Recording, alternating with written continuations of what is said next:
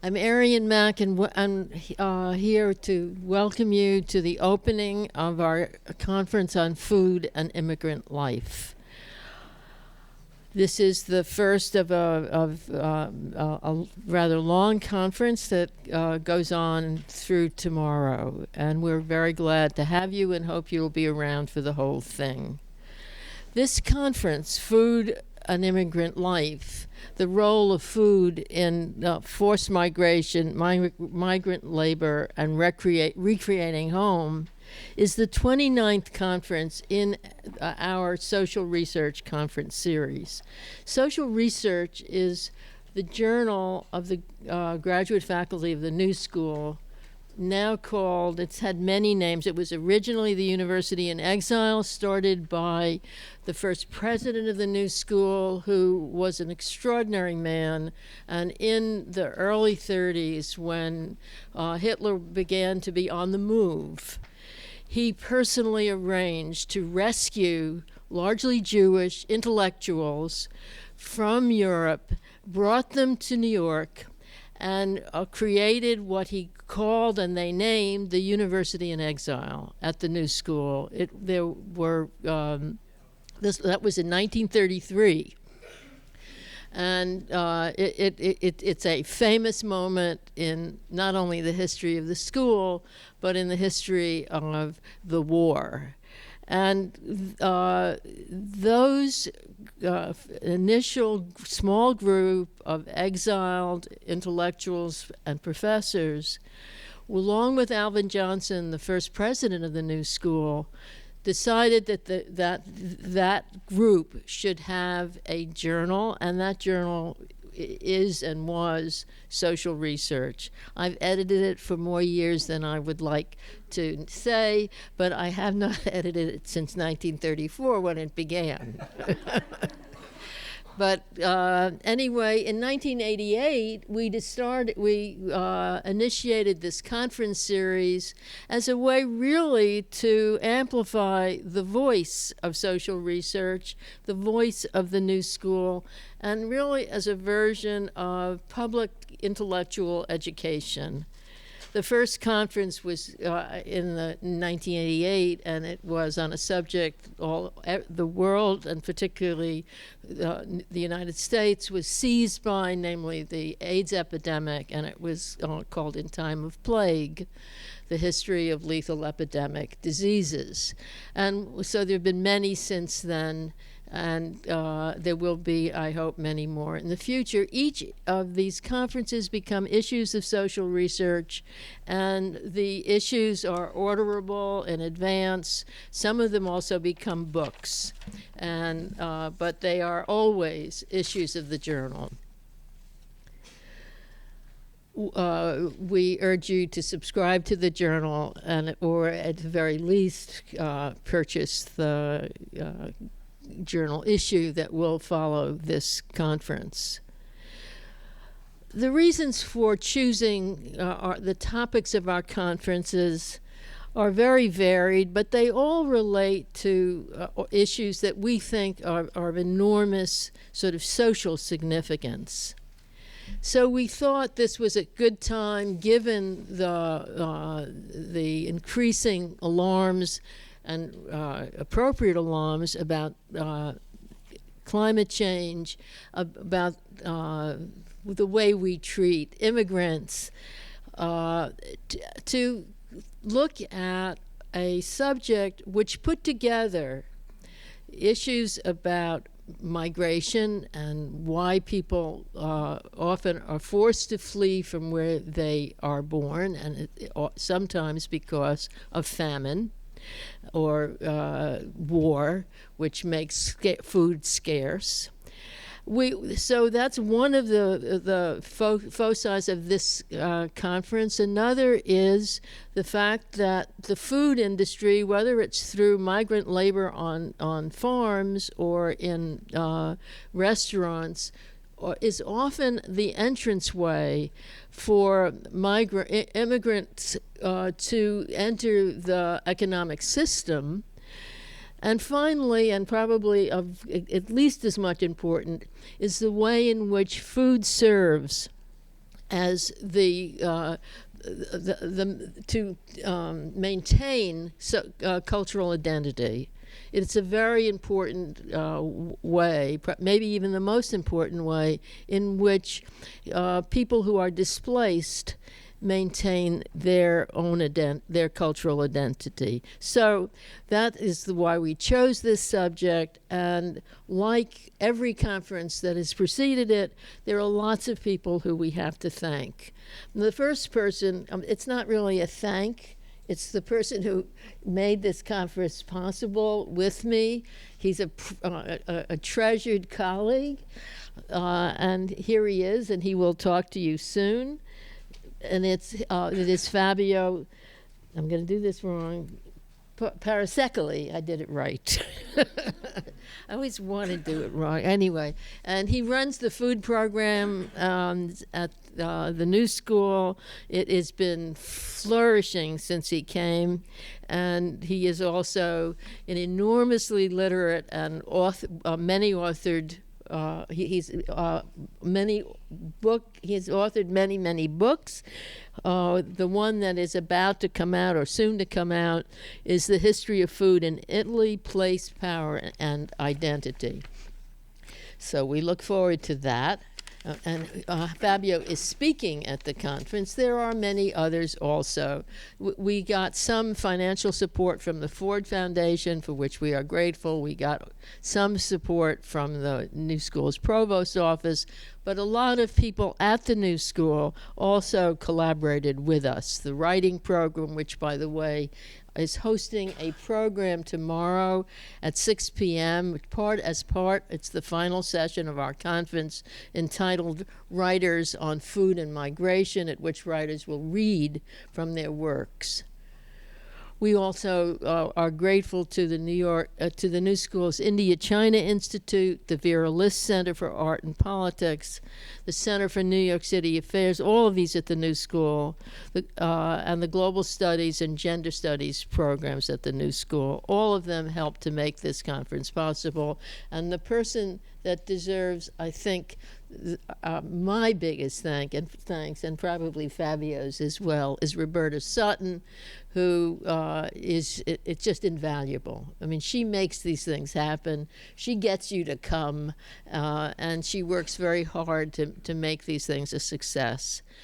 Thank you again for being here, and it's now my pleasure to introduce my colleague, Sakiko Fukuda-Parr, who is going to moderate this first session, Food Scarcity and Migration. Sakiko is a colleague here at the New School. She's a professor of international affairs in the New School for Public Engagement. They change the names of things here all the time. Anyway, used to have a different name. Her current work focuses on international development within a human rights framework. Prior to coming to the New School, she was a research fellow at Harvard University's Kennedy School of Government, and from 1995 to 2004, she directed the UNDP Human Development Reports. She has just been named Vice Chair of the UN Committee for Policy Development. She's the author of a number of books. Her most recent working paper is Global Goals as a Policy Tool, Intended and Unintended Consequences. It is my honor now to welcome Sakiko.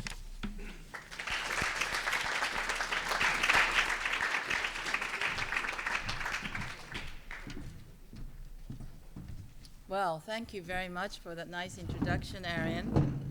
And could I invite the speakers to the stage, please?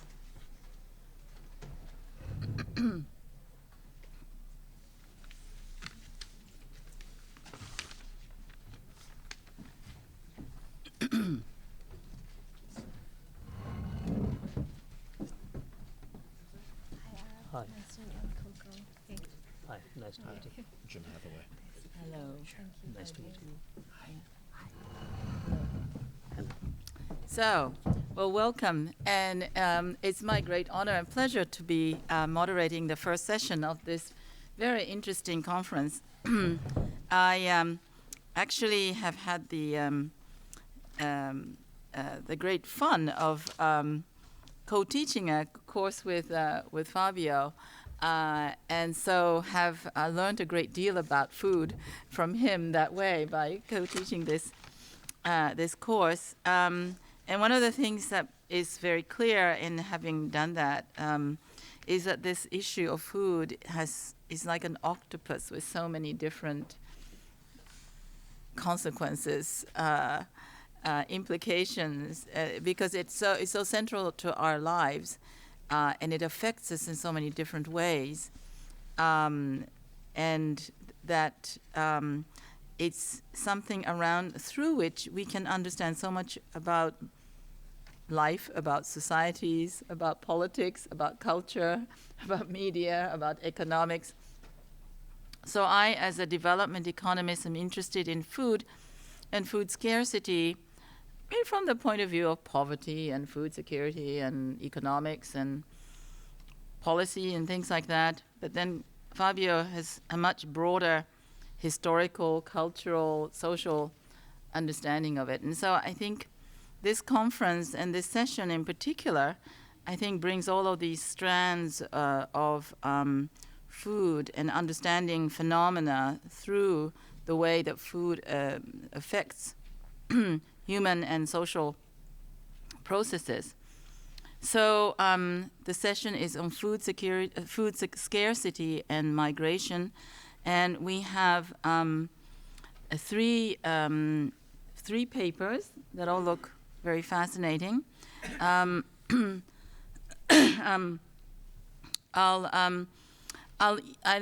introduce each of the speakers each time that you speak. I think that is the best way.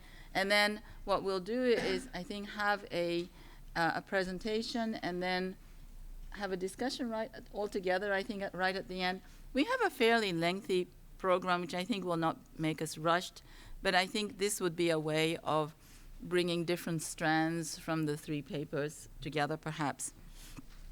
So the first paper, and I'll just go in the order in which the papers are listed in the program, and each speaker has 20 minutes, and I will be a sort of a rude chair.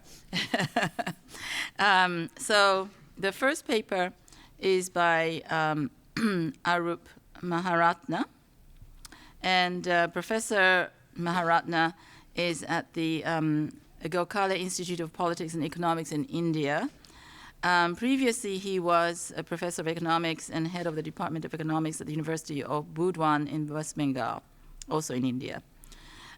He also was at Harvard as the Bell Fellow and Population Council Fellow at the Harvard Center for Population and Development in the 1990s.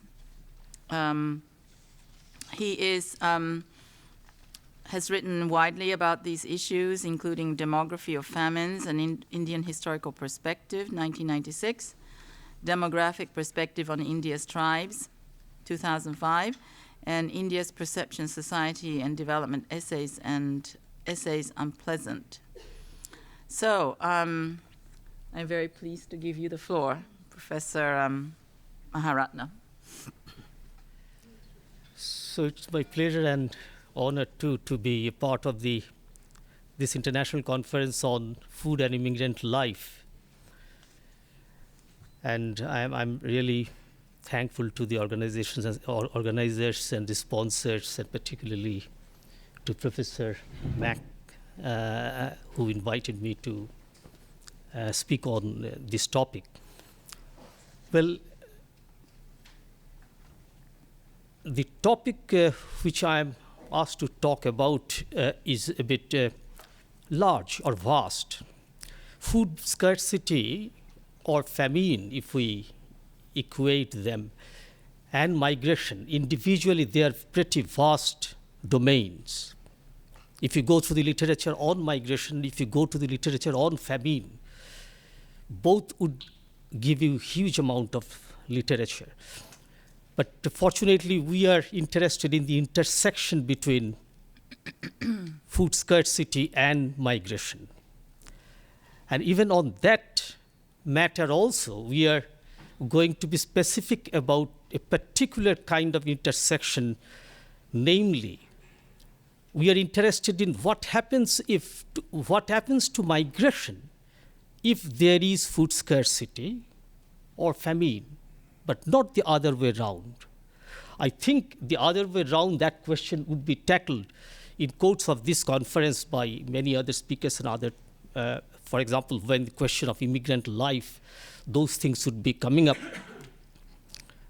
and their implication for food and the various ramifications of migrants and immigrants for food and perhaps food scarcity could be discussed. But I clearly restrict myself to this kind of causation, namely, what is the effect on migration if there is food scarcity or famine? Now, I have, of course, oriented my discussion from the standpoint of the migration rather than food scarcity, because the focal theme of the conference, as far as I could understand, is the migration, not. I mean, if you have to evaluate between these two, migration is more important than food scarcity. So food scarcity is one propellant factor behind migration.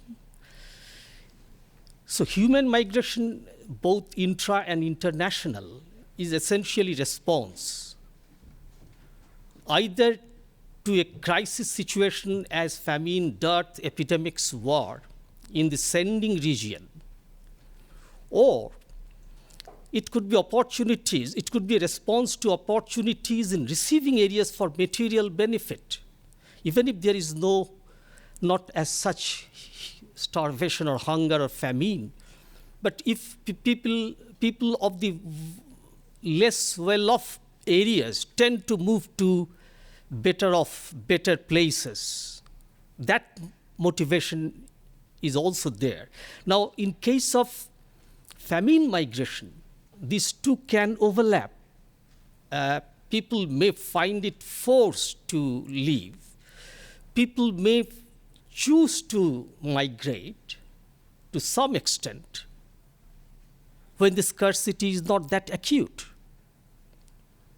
Just for material benefit or betterment, one may choose to migrate out, not being extremely tormented by starvation.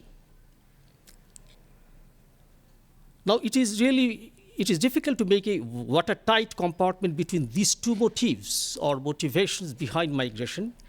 And our main focus here would be to present overview of major dimensions of human migration mobility prompted by food scarcity, famine in a historical perspective. Now, there is, of course, long-standing, and perhaps it is still ongoing debate over the causation of food scarcity or famine. What causes food scarcity? What causes famine? Like natural calamity, food availability decline, food entitlement failure. But this is an issue which we want to skip. We may perhaps skip here. But one point I want to take note of, but in responding to your questions, I'd be happy to answer questions on relating to this aspect also. A famine represents an event as well as a structure. Famine is an event because it is generally precipitated or instigated by some calamity. Might be natural, might be civil war, might be some war, some great flood. Of course, there is an event, but if that event happens in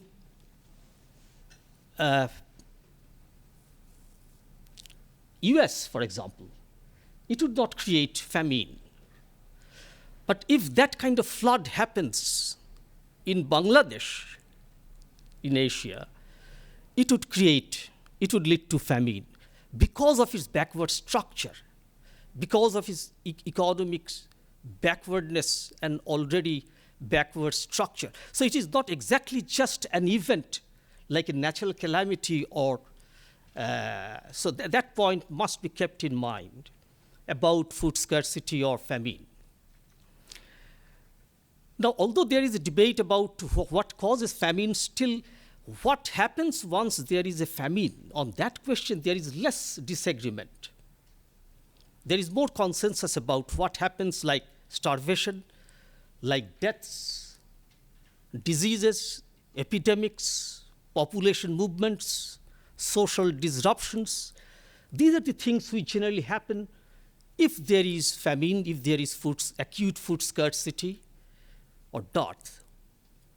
So people agree on that matter. Now, if we want to have a working definition about famine, I thought that maybe Cormac O'Grada's in recent publication 2009, he has offered a, I think, very clever definition of famine in view of the fierce debate which has taken place, particularly after the publication of Amartya Sen's Poverty and Famines. Famine refers to shortage of food or purchasing power, not exactly necessarily food. It could be purchasing power. That there can be food around, but people don't have purchasing capability to buy food. That could also cause famine. But not only that, it must lead to excess mortality from starvation and hunger-induced diseases. In any case, we are not very much interested here in the consequence or the ramifications of famine. We are not exactly interested in that. Let's better we come to the migration part. Now, among various dimensions of famine's impact, economic, social, political, demographic fallout is central to understanding or characterization of a famine. Like demographic fallout means reduction in births, rise in deaths, increases in population movements and migration.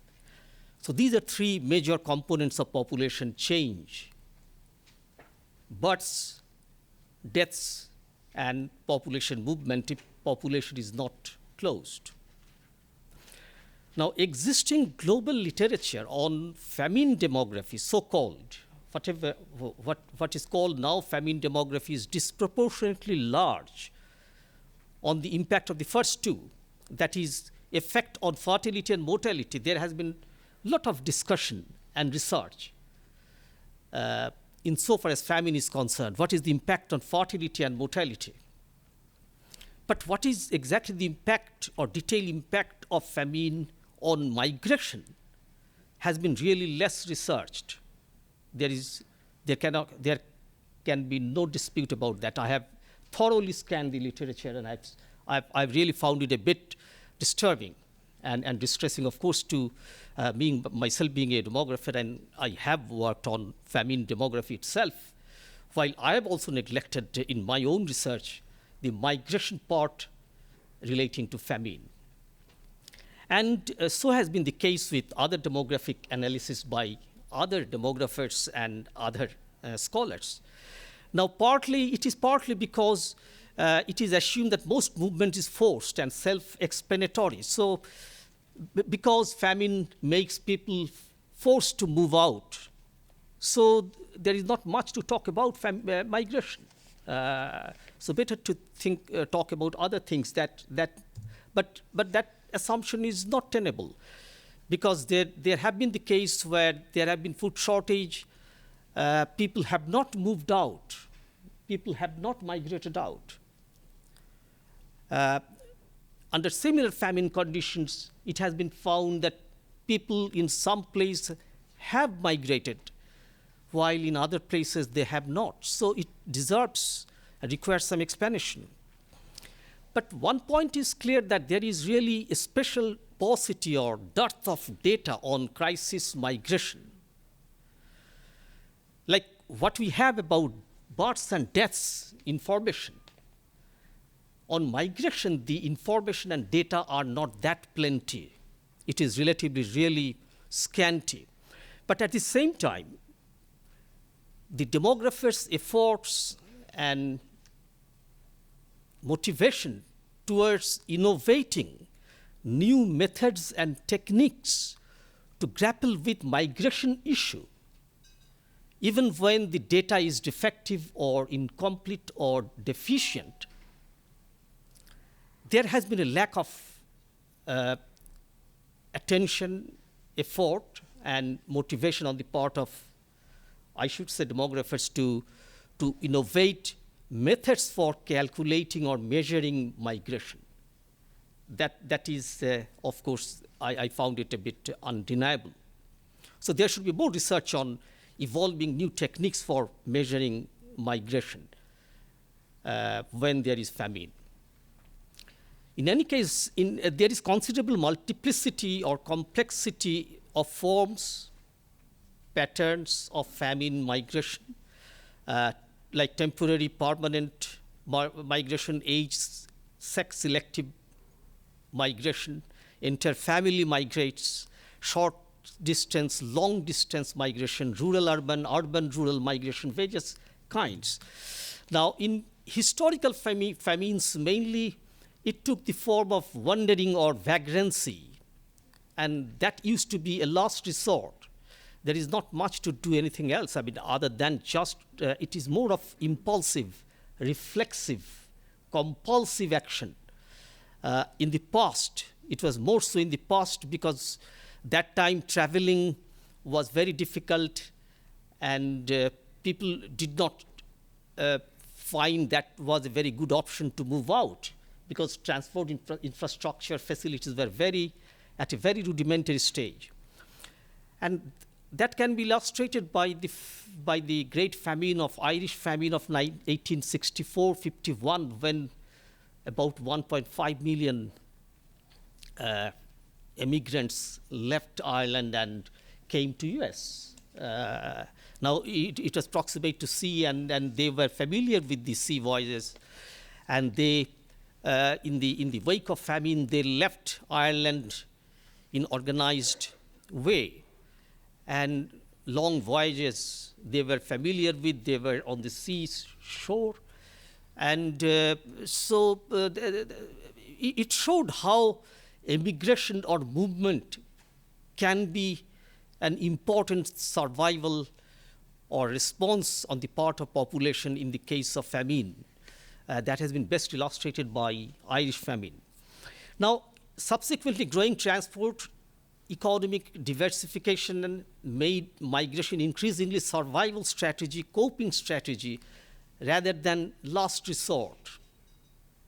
As I told you about the two motives, one is a response to crisis, another is response to opportunities. So those things getting more mixtured in the case of later famines. For example, in case of Indian 20th century famines and 1970s drought, it has been shown that people tend to migrate once there is a sign of dearth and food scarcity, because there is better transport availability, they can move. But earlier it was rather unthinkable. Now, unlike mapless movements in the historical past, permanent and temporary migration movements have been most widespread and significant of contemporary adjustments to famine. So Penny Kane wrote it in 1987. Now, although frequency and severity of famines have both waned across globe since World War II, bearing huge human toll in three totalitarian famines, what O'Grada called them, Soviet Russia 1946-47, China 59-61, and North Korea 95-2000 were massive, great killer famines were there even after Second World War. But if you bear them there has been, of course, much attenuation in decline or moderation in the intensity of famines.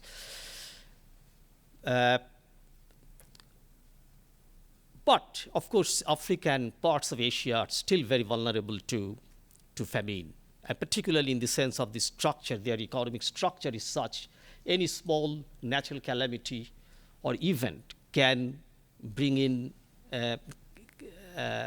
devastating or disastrous famine. It has been found in Bangladesh 1974, in other places in African countries.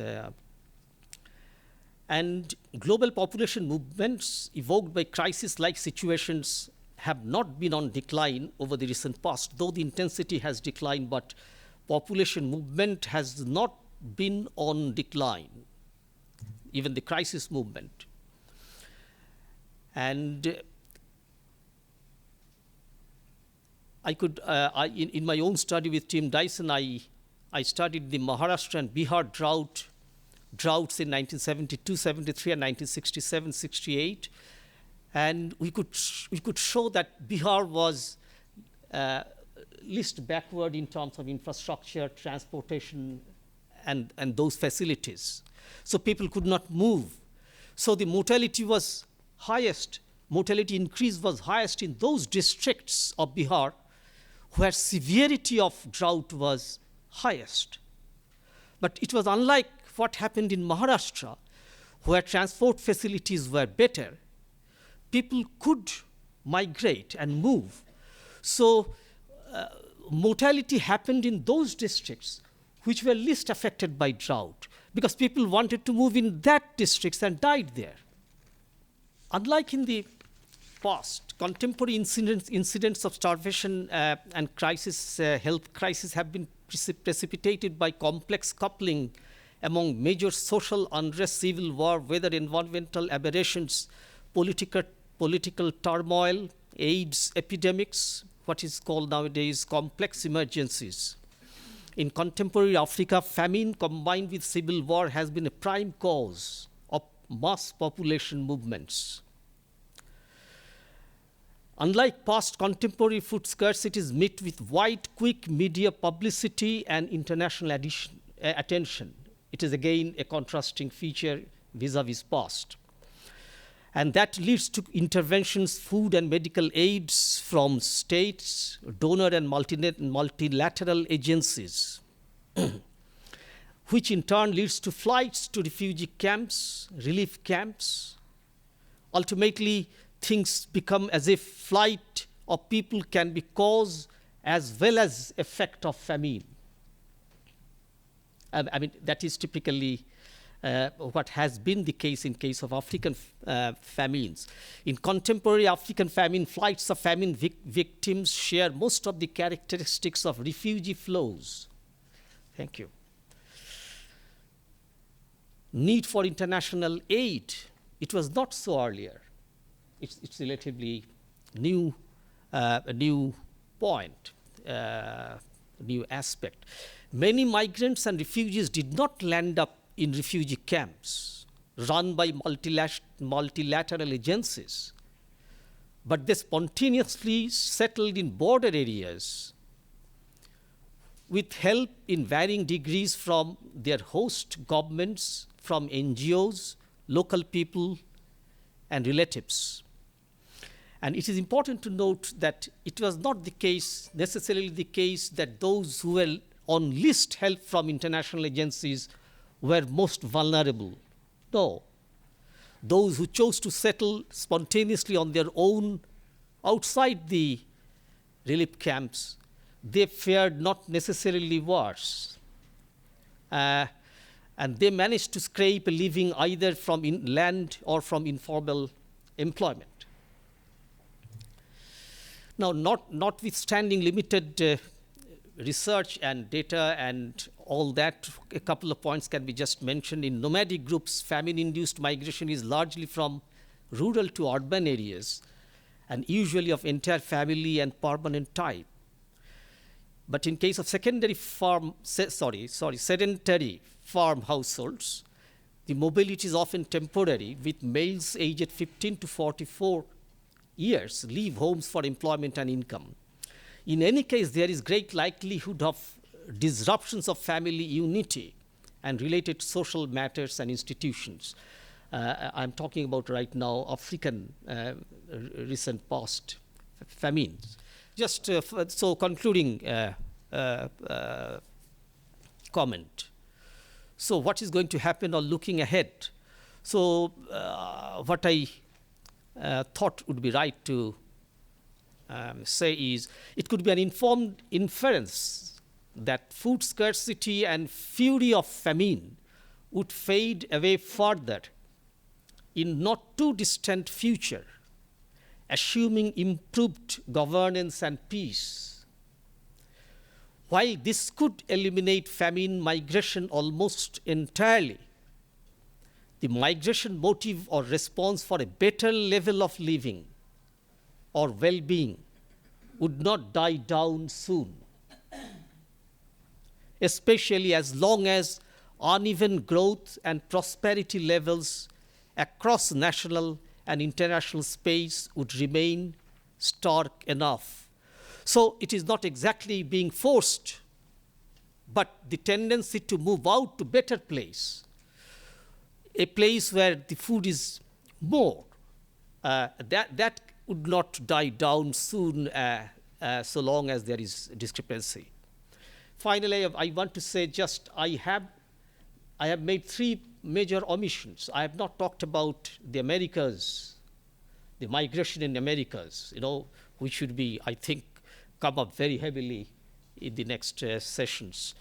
And particularly, again, migrants' plight vis-a-vis non-migrants' plight. I have not talked about that. I have talked more about the motivation, the response. Then what happens after that has not been discussed in my lecture. Of course, it's I apologize for because of the time constraint also, and the environmental and climate change, which is going to be taken up soon now. Also, I have not made. So with these caveats, I want to stop here at this point. Thank you so much.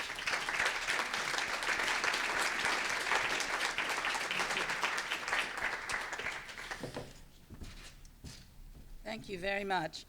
I think that sort of sets the stage for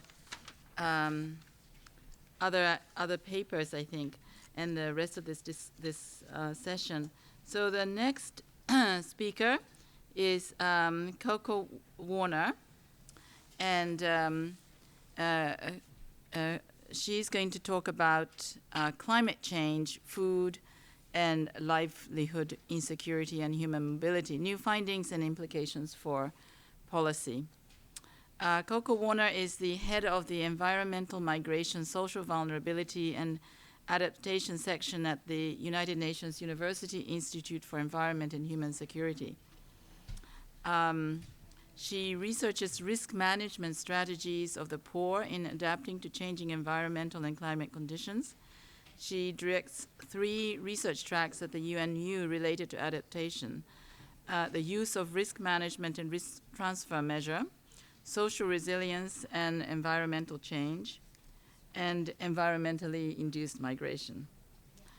Coco Warner served on the management board of the EACH4 project, a first-time global survey of environmentally induced migration in 23 countries. She was co-chair of the German Marshall Fund project on climate change and migration.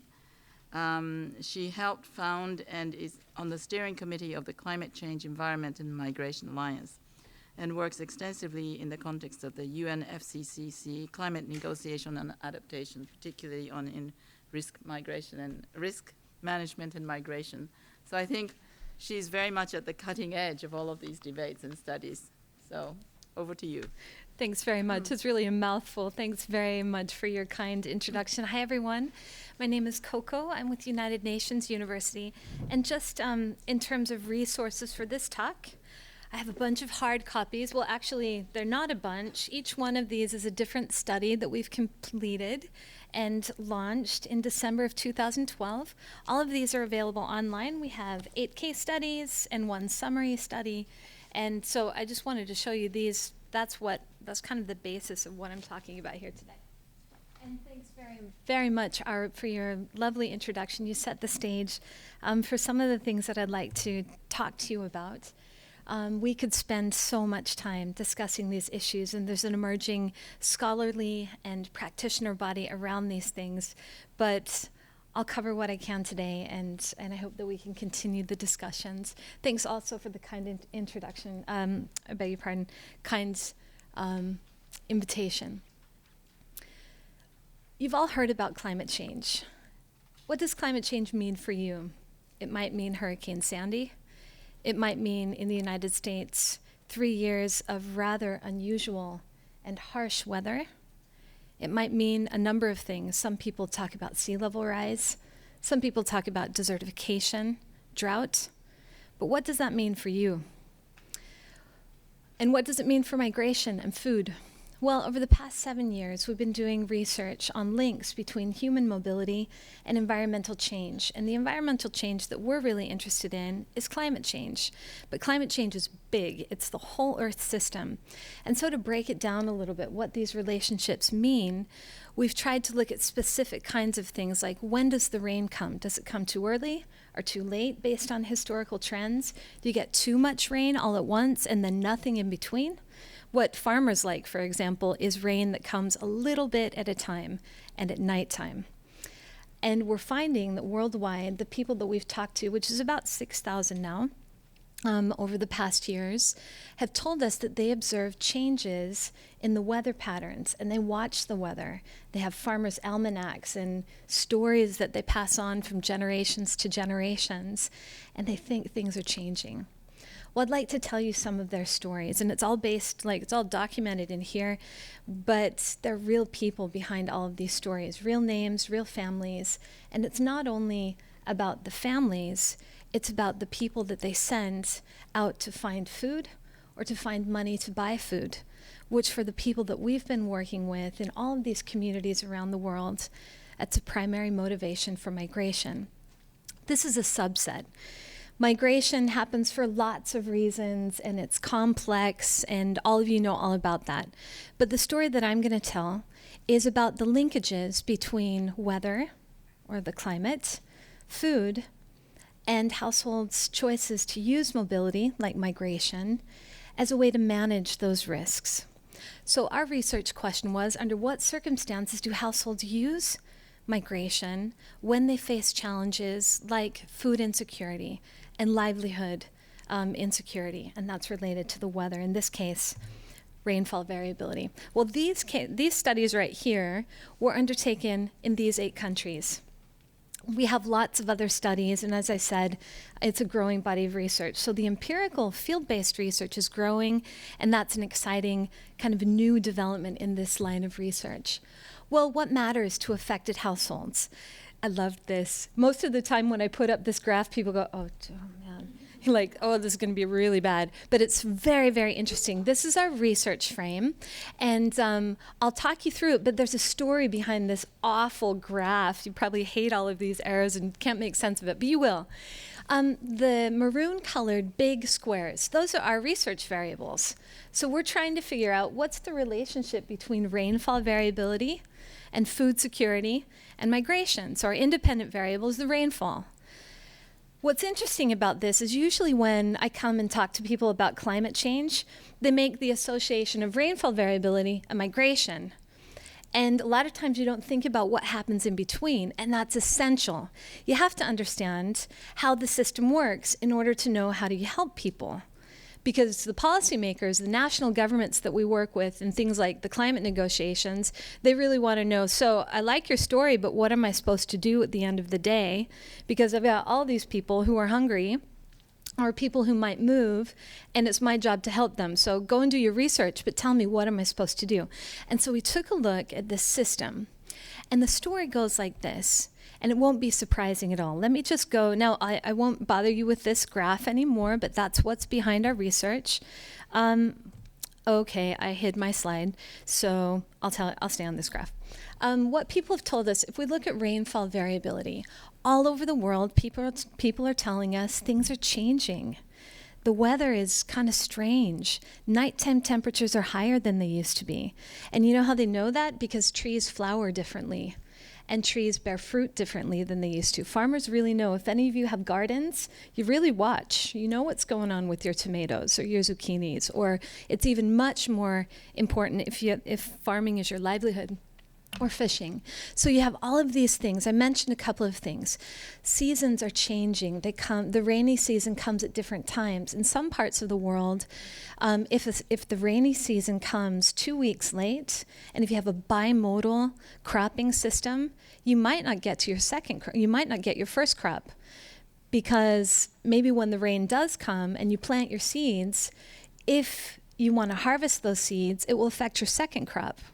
And so all of these timing issues are essential for considerations of food production and food security. So something's changing with the weather, and that weather affects household economy. People produce crops, they raise herds that need grass to eat, and that affects that rainfall variability then affects household production as well as household consumption. And that's where we get then these influences on food security and livelihood security.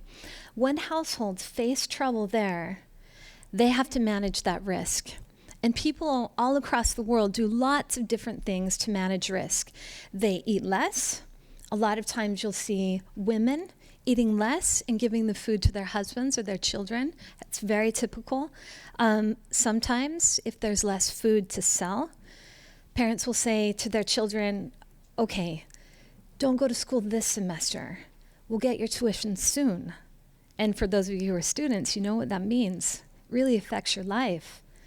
Sometimes they'll say, well, okay, we'll eat our seeds, or we'll slaughter our animals. They do all sorts of things to survive the day or the year.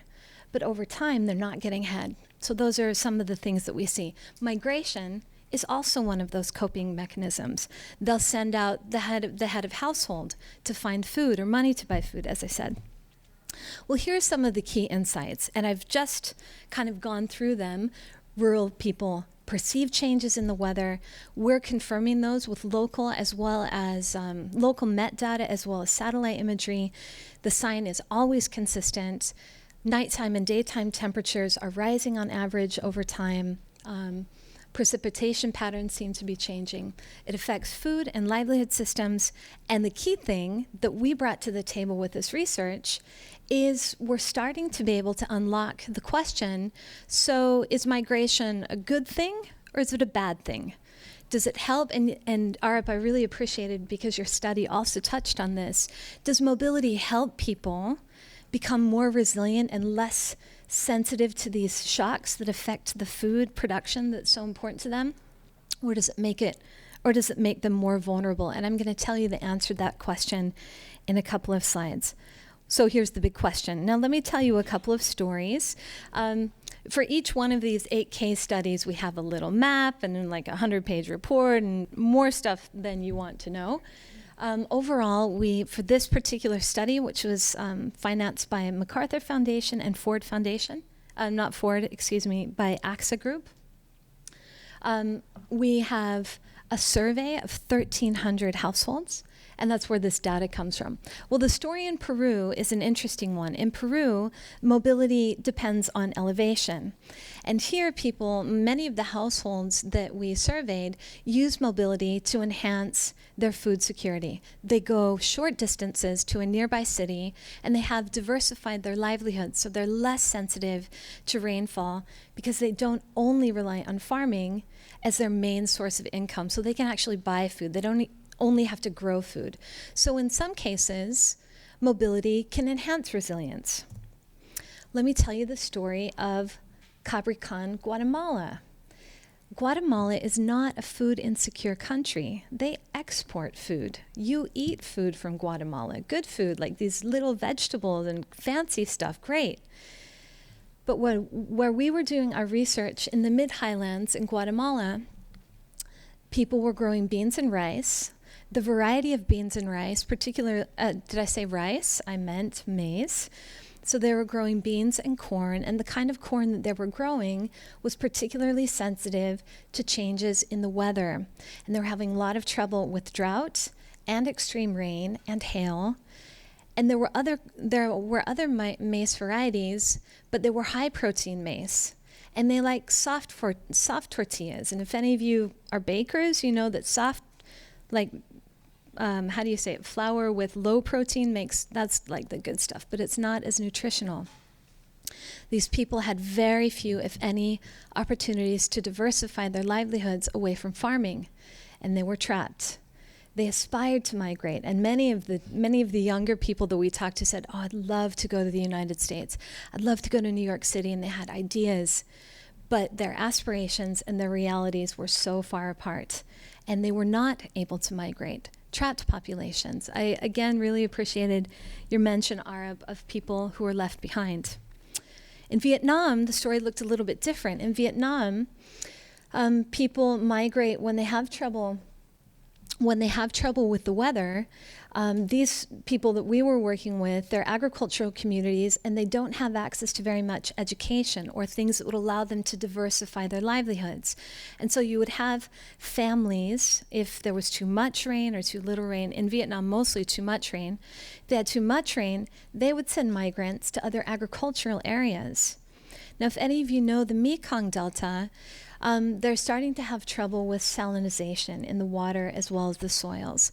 Some climate scientists are asking whether this may be an early signal of sea level rise in the region. It's still early days, but we know that there are lots of environmental challenges in the Mekong. One of the difficulties is that incoming migrants into agricultural areas compete with the labor market that's already there.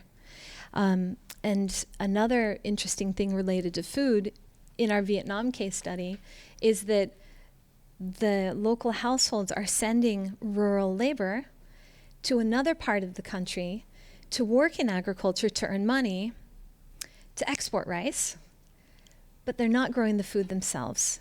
And so although the country may not feel those food security issues at a national level, at the national economy, the local economy feels it, and households have increasing food security issues.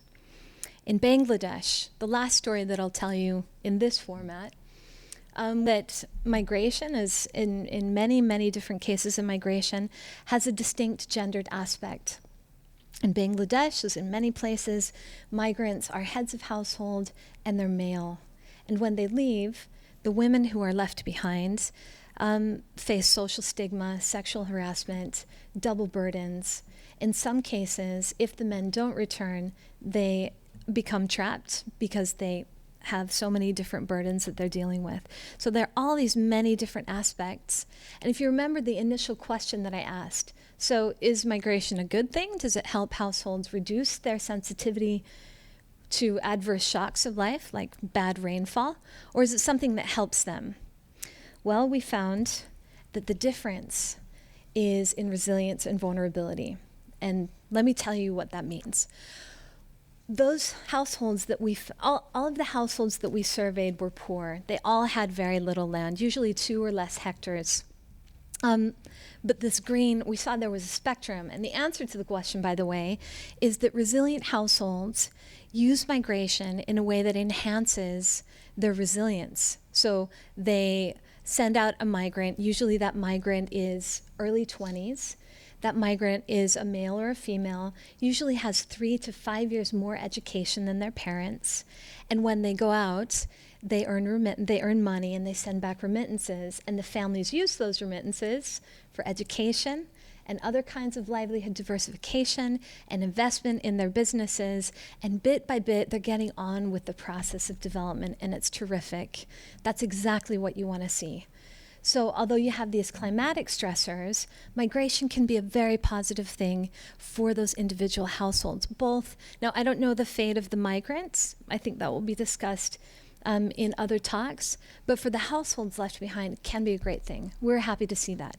What concerned us, though, are these other squares. And those are the vulnerable households. And why I put 3, they're not really mutually exclusive, but they depended on how successful the migrant was in obtaining food or money to buy food. So for example, this kind of, it's not a very nice green color, but this one, migration used to survive but not to flourish. In those households, when there was problems with the weather, they would send, oh, by the way, let me tell you the profiles of these vulnerable households. Poor, little or no land, less access to social institutions, et cetera, et cetera. Their migrants, however, were usually in their mid-40s. They were the heads of the household. Their children had the same amount of education as they did. And so it was the head of household who went out to try and manage this risk. If they were successful, they sent back food or money. That's what they did with their remittances. And in the worst case, mobility wasn't even possible, and those are the trapped populations. So that's our answer. We need to understand the households that send the migrants. That tells us so much about who's migrating, why, and how do we help them. Well, what we also did was we looked out into the future and we said, well, what if the climate did change? I'm from the US, but I live in Europe, so I never say that in Europe. People are like, if the climate is changing, you're serious? But when I come to the United States, I'm much more cautious. So let's just say, what if? And let's say things changed, became way, way, way more dry or way, way, way more wet. We did an agent-based modeling, kind of scenario modeling approach. So for those of you who are modelers, you know that modeling is not reality, and there are lots of caveats and lots of shortcomings, but it's a thought exercise. So I'm going to show you on these 2 slides what resilient households look like and what vulnerable households look like and what their migration patterns look like. So the resilient households, we shocked them. We have these 4 scenarios: really wet, a little more wet than usual, a little drier than usual, and really dry. And these could be climate change scenarios over the next 50 years. This really surprised us. Resilient households are not very sensitive to changes in the weather. Their migration patterns, which you see there, they don't change. Very interesting. Take a look at this. These are the vulnerable households. Those households that are sensitive to changes in the weather, that have rain-fed agriculture, that don't have access to irrigation, that rely on food production not only for their own consumption, but also for selling to get household income, they're in trouble, and they will be increasingly in trouble. In our modeling environment, particularly for the very dry years, so you think of Central America, Sub-Saharan Africa, Central Asia, lots of dry lands worldwide, their migration doubled by a factor of 2.5. This is just a modeling environment, not a prediction, but it raises some questions. So what's the outlook? For research, but even more importantly for practice and for policy, we need to focus on what matters most to households. They care about development. They're trying to get to the end of the day. They want to feed their children. They want to educate their children. And we need to understand those systems better. And that's why I showed you that great graph about how the system actually works. When we understand that, and I think that's a great role of social science and social research. If we can understand those systems better, maybe we can offer a more effective helping hand. And that helping hand needs to focus on building resilience. The management of climatic stressors will be a growing issue in the coming years. So we need to figure out not just how do we do better today, but how do we think longer term in the future. In terms of mobility, a lot of policy focuses on borders, but it's important from a policy perspective, and I think, James, that you'll talk much more about this. We are beginning to understand more and more, or maybe it's just me because I'm the young one or the new one in the group, in this research community, but mobility almost always begins locally. Even though the drivers might be big, like global climate change, and understanding that it starts locally, but it could become closer to the borders or cross-border, might have an influence on how we develop policy. And the final thing is we need to close the gaps in protection and adaptation to climate change, development. We need to help people become less marginalized. And hopefully this will help us make progress in policy, practice, as well as in research. Thanks very much. This is our project website if any of you want additional materials. My name's Coco Warner. I'm really thankful for the chance to be with you, and I look forward to the rest of the conference. You want the last slide? Okay, yes. But I have a nice quote. I'm going to just, I wanted to have this dramatic moment where it fades off into the sunset. This is a woman that we interviewed in our Peru research, and she told us the following about her struggles with weather and food security and migration. In the past, everything used to have its time. Our grandfathers had a calendar. They used to know how and when to deal with the weather. Now everything has changed, and there's no one here to help us. We'll have to leave or be swept away. Thanks.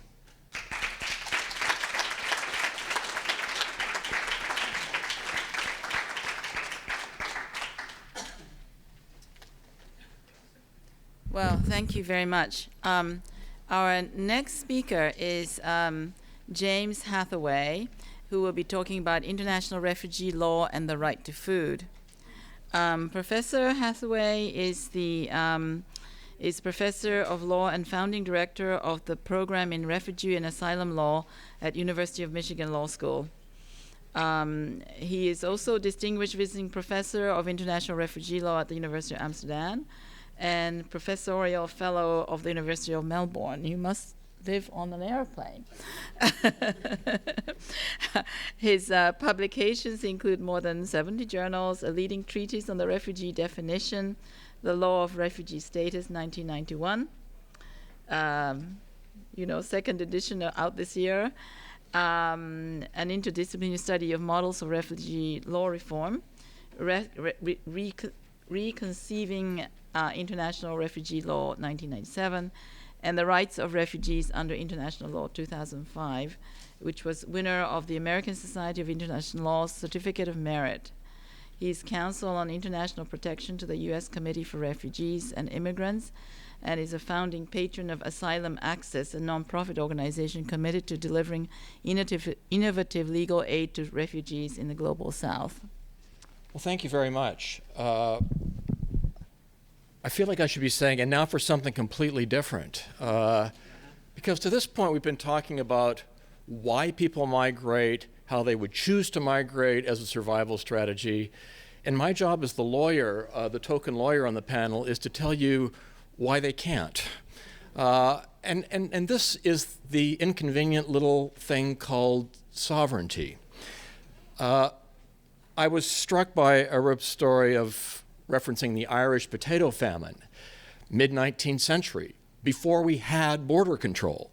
Up until the early part of the 20th century, when people wanted to move, they simply did to the extent they were able logistically, financially, and otherwise. Contrast that with Coco's story of those in Peru who thought they might like to come to the United States as a survival strategy. Big, fat, slam door in your face. Now, the main exception to this, and that's what I'm going to be speaking about, the one mechanism that exists as effectively a trump card on migration control that enables people to actually choose whether they wish to move or not as a survival strategy is refugee law. It is thus far the only mechanism that guarantees, and I want to congratulate the organizers on the choice of title, not just food and forced migration, but in recreating home. What refugee law does that no other legal regime does is to entitle people to recreate home because they have a right to be where they want to be, and when they get there, they have true guarantees of human dignity, not simply tolerated status or a life underground. And so I want to talk to you a bit about that remedy, about both its strengths and its shortcomings as a response to the idea of flight from famine. Because to the extent that an individual can qualify as a refugee, she has the right to enter any of nearly 150 countries and not simply be safe there, but be enfranchised there, and hence recreating home. So The boring long legal definition, and believe it or not, this is only a tiny bit of it, focuses on people who have a well-founded fear of being persecuted because of who they are or what they believe. Those people, and only those people, have that entitlement that I've just described to enter a place in search of safety and a dignified life. Reframing it slightly more succinctly, you've got to get through 6 barriers to be a refugee. It's kind of funny. You know, I talk to people in the media, they think you kind of show up at JFK, shout refugee, and the world unrolls for you, right? Asylum is just there. This is one hell of a hard test. Only people who can get out of their country, first of all, are entitled. Secondly, they must show that the risk is genuine, that the harm is severe, that their state has failed them, that it's because of who they are or what they believe, and that they need and deserve protection. I spend 45 hours just teaching my students what those 6 things mean, and I barely scratch the surface. This is extraordinarily tough stuff. And from the optic of our discussion, the question is, can people in flight from food shortage or famine get through these hurdles? Now, the traditional answer, quite frankly, would have been no. It would have been no in particular for 2 reasons. First of all, the serious harm phenomenon, number 3, traditionally focused on notions like risks of torture, cruel, inhuman, degrading treatment in a very vile, direct, physical abuse sense. And the other main reason was that the 5th criterion, the link to who you are or what you believe, was also fairly narrowly understood to focus on why somebody wanted to hurt you. And as you can well imagine, if you only see the harm as direct physical abuse, and if particularly you insist that the reason for that infliction of harm has to be because of your race, your religion, etc., large parts of the would-be famine migrant community would not be able to successfully navigate that gateway. Now, the good story is things aren't quite as bad as they once were. And I want to tell you a bit about that story. Over the last 20 years, there has been a revolution in international refugee law, led by the judges of the world. Judges of the world have seized this tool, a treaty created more than 60 years ago, and given it new life through what I call a transnational judicial conversation, literally and figuratively. They learn from each other, they borrow ideas, and they've reinvigorated the regime in ways that I think you'll see in a moment may have real resonance to the group of concern to us in this conference. So let's start with the first big development. Remember I said one of the 2 main hurdles was this idea of persecution, that it had to be direct physical acts of violence in the traditional 1950s, 60s, 70s jurisprudence. One of the watershed judgments came from the Supreme Court of Canada saying no. The serious harm has to be grave. It's not just lack of opportunity, but it can be any form of serious human rights violation, which is a much broader construct, obviously, than simply direct physical abuse. Europe, for example, has now codified that notion as a binding minimum standard. Now, all European Union states must reference human rights law in order to decide, putting it simply, whether the bad is bad enough. Well, if you do that, you have a possibility of moving forward on this. I want to show you that while the American progress on this has been comparatively slow, the U.S. has not been a first mover on any progressive form of refugee protection, I have to say. It is nonetheless the case that 5 years ago we had our first watershed judgment out of the Sixth Circuit Court of Appeals actually endorsing the idea that basic human rights ought to be used to define persecution. Well, when you do that, and you look at the core human rights documents, you actually can see that the right to adequate food is, in fact, one of those fundamental guarantees. It's not simply protection against direct abuse, but positive entitlements as well. And so some courts have begun to draw upon that in order to recognize famine-induced migration in at least some contexts as demonstrative of the persecution required to get refugee status. Now, not all the time. For example, the Ninth Circuit in the United States held that if what you're really being denied is access to a discounted food regime because of your politics, that's not bad enough. It's food related, but it's not horrible enough to be persecutory. On the other hand, Australian, Canadian, and British courts have all found that when people have been denied access to emergency famine relief because they were perceived as being affiliated with the oppositional movements, that was persecutory. And courts in Australia, Canada, and Great Britain have all been prepared to see that as persecution for refugee law purposes. Indeed, more broadly than that, as early as the late 1980s, the Canadian Refugee Board was one of the first to say that the unfair distribution of food on a racialized basis was not just discriminatory, but was actually persecutory. You see here on the slide on the screen, the withholding of essential food on a daily basis is clearly indicative of persecution. Now, I want to give you a contemporary example of that. The United Kingdom in 2008 took up an important case, which will be familiar to many of you, of the use by the government of Zimbabwe of food as a political tool, denial of food as a means of punishing political opponents. And it found that in those circumstances, a refugee claim could be established.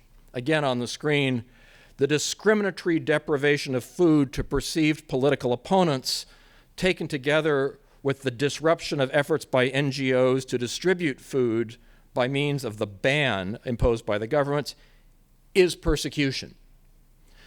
So you can see in these slides that using the human rights framework to define persecution in a more modern way actually does give us a way of beginning to see at least food deprivation, intentional food deprivation, as persecutory.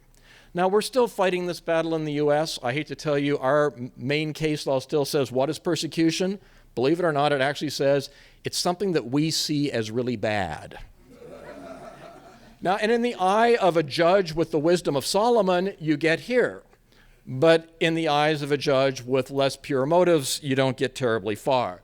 So that Sixth Circuit case that I showed you, by the way, I will brag momentarily, argued by one of my students, was the first time in this country that we've broken that barrier. And we have now, on gender-based claims and child-based claims, actually adopted guidelines that do reference human rights law. So there is cause for hope. Now, even if we get through that first, this was just sort of showing you, I should have put this one on the screen, I apologize. You can see that in a broader context of socioeconomic rights, the US Board of Immigration Appeals has actually said you don't need to be reduced to complete abject poverty in order for it to be persecutory.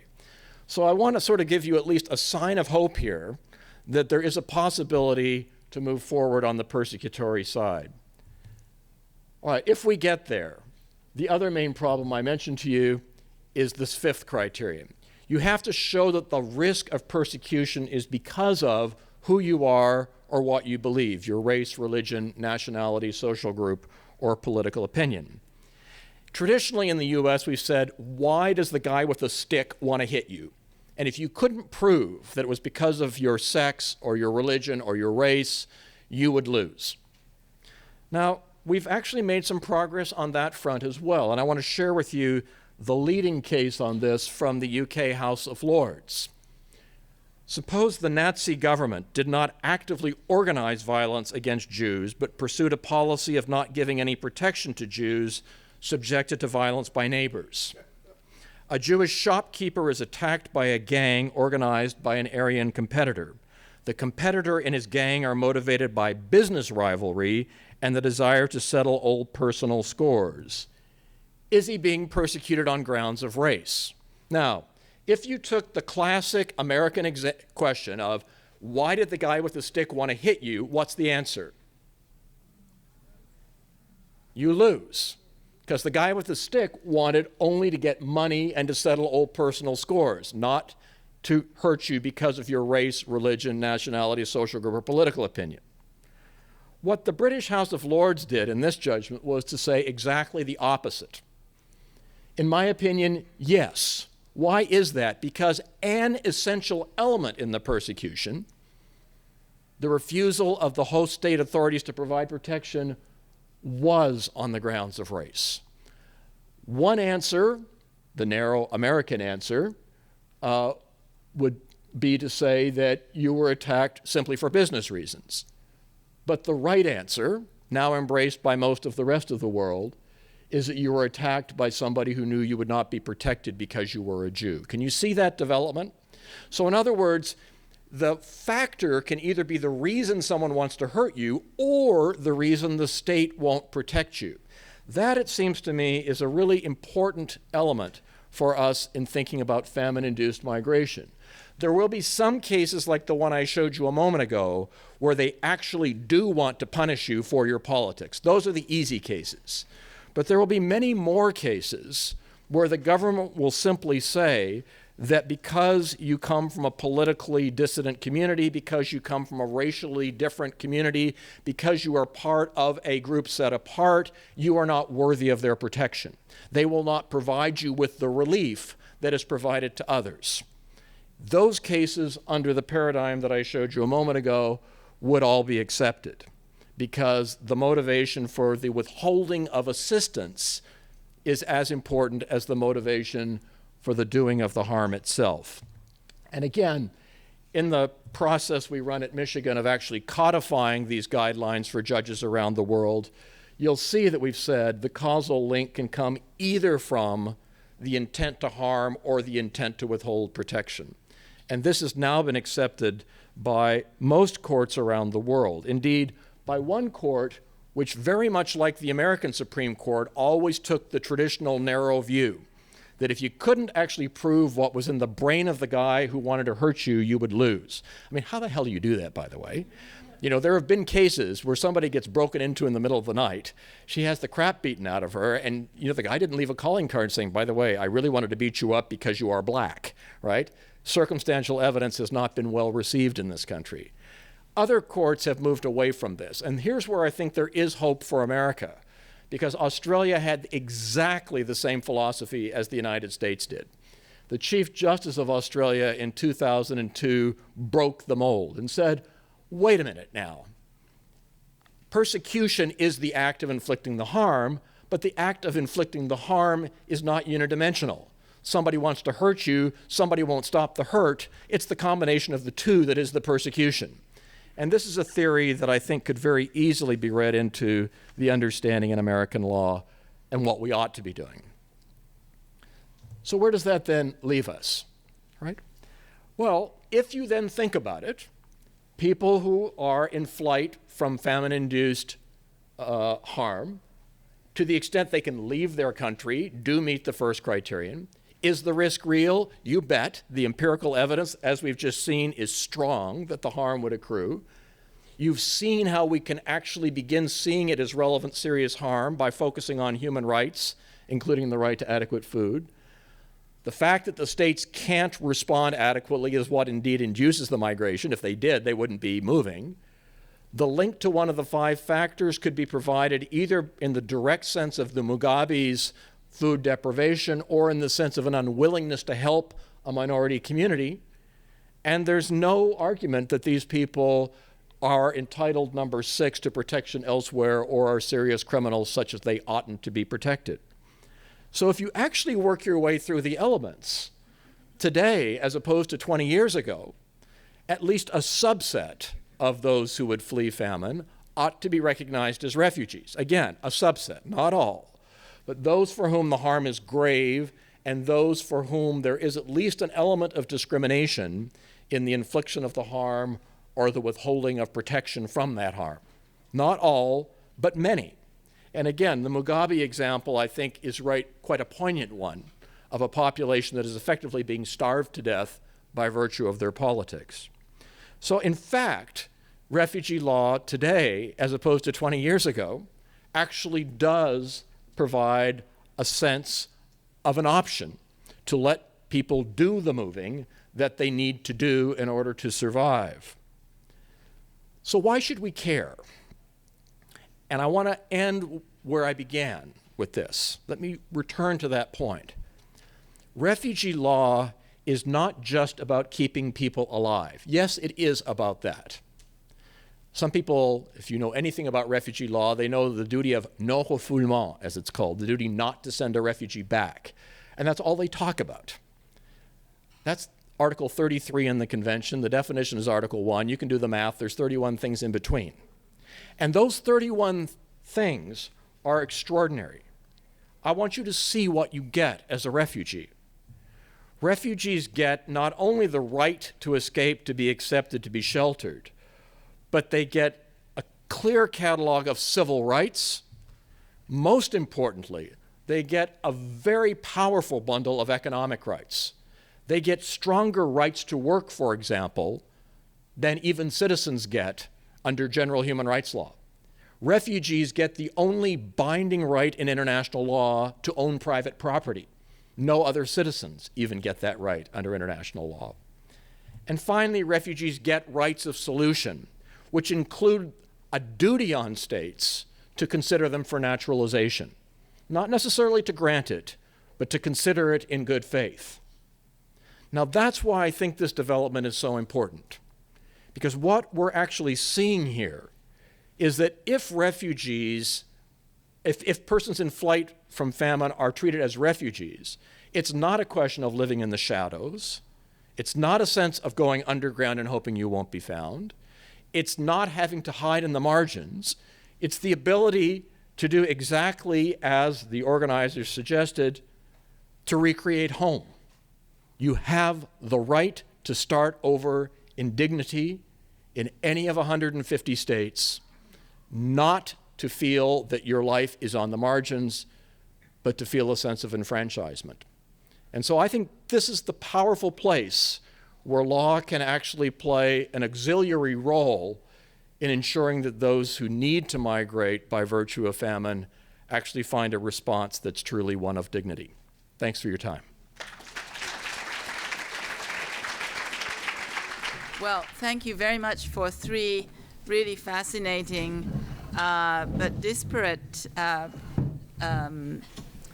presentations, which sort of exemplifies what I began my remarks with by saying that food is sort of so central to everybody's life, and yet has so many of these implications. And so, at the center is food, where we talked about the push factor, famine for migration, and we heard how climate change kind of intervenes in that relationship between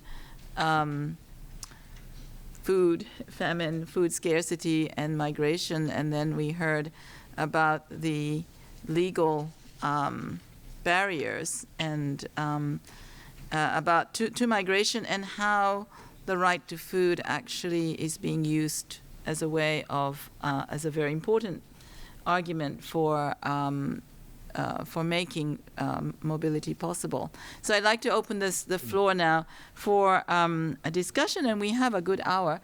So let's just begin with questions. And you might say, please say who you are, and if relevant, to whom you are addressing the question. Yes, and what we'll do, I think, is we'll take a few questions at a time, and It's so hard to remember the notes. well, we'll see. We'll see what we get. Yes. Of course. Excuse me for 1 minute. Maybe you can ask your question at this mic. Oh, yes, there are microphones I here. don't want to ask a question. I want a question of clarification. The subject that each one of them is dealing with, I don't know about the students, you students are just part of Well, I think you could still please, can you please, yes, but can you please go to the mic so everybody can hear? They used to run it. What happened? Used to run it? Well, I'm behind a wall. I mean, the question that the subject that each one have brought up are so important, especially the people who die of starvation because of climate change and the issue in India and your legalistic stuff that keep leaving people hungry. That each one, I will have a question for each one of them. But I don't know how much time we have. No, but you please ask your questions if you. Yes. Thank you, Mother. My question is for Coco Warner. Have you guys made any subdivision in terms of your sample modeling of the situation that is happening to the indigenous communities in Guatemala and including in Brazil? Because everybody's keeping their mouth shut about how these people have been genocide, and I don't see them as a variable in any of the studies, and it's important to find out what happened to those people. Are they going to disappear just like the Native American disappeared? You know, it's a concern for a lot of people, and a lot of these students are probably going to wind up at some point in their life working with the indigenous community, not only in Latin America, but in other places. Thank you. Let's see if there are a couple more questions. Any more questions? Yes. Over there. Yes, please.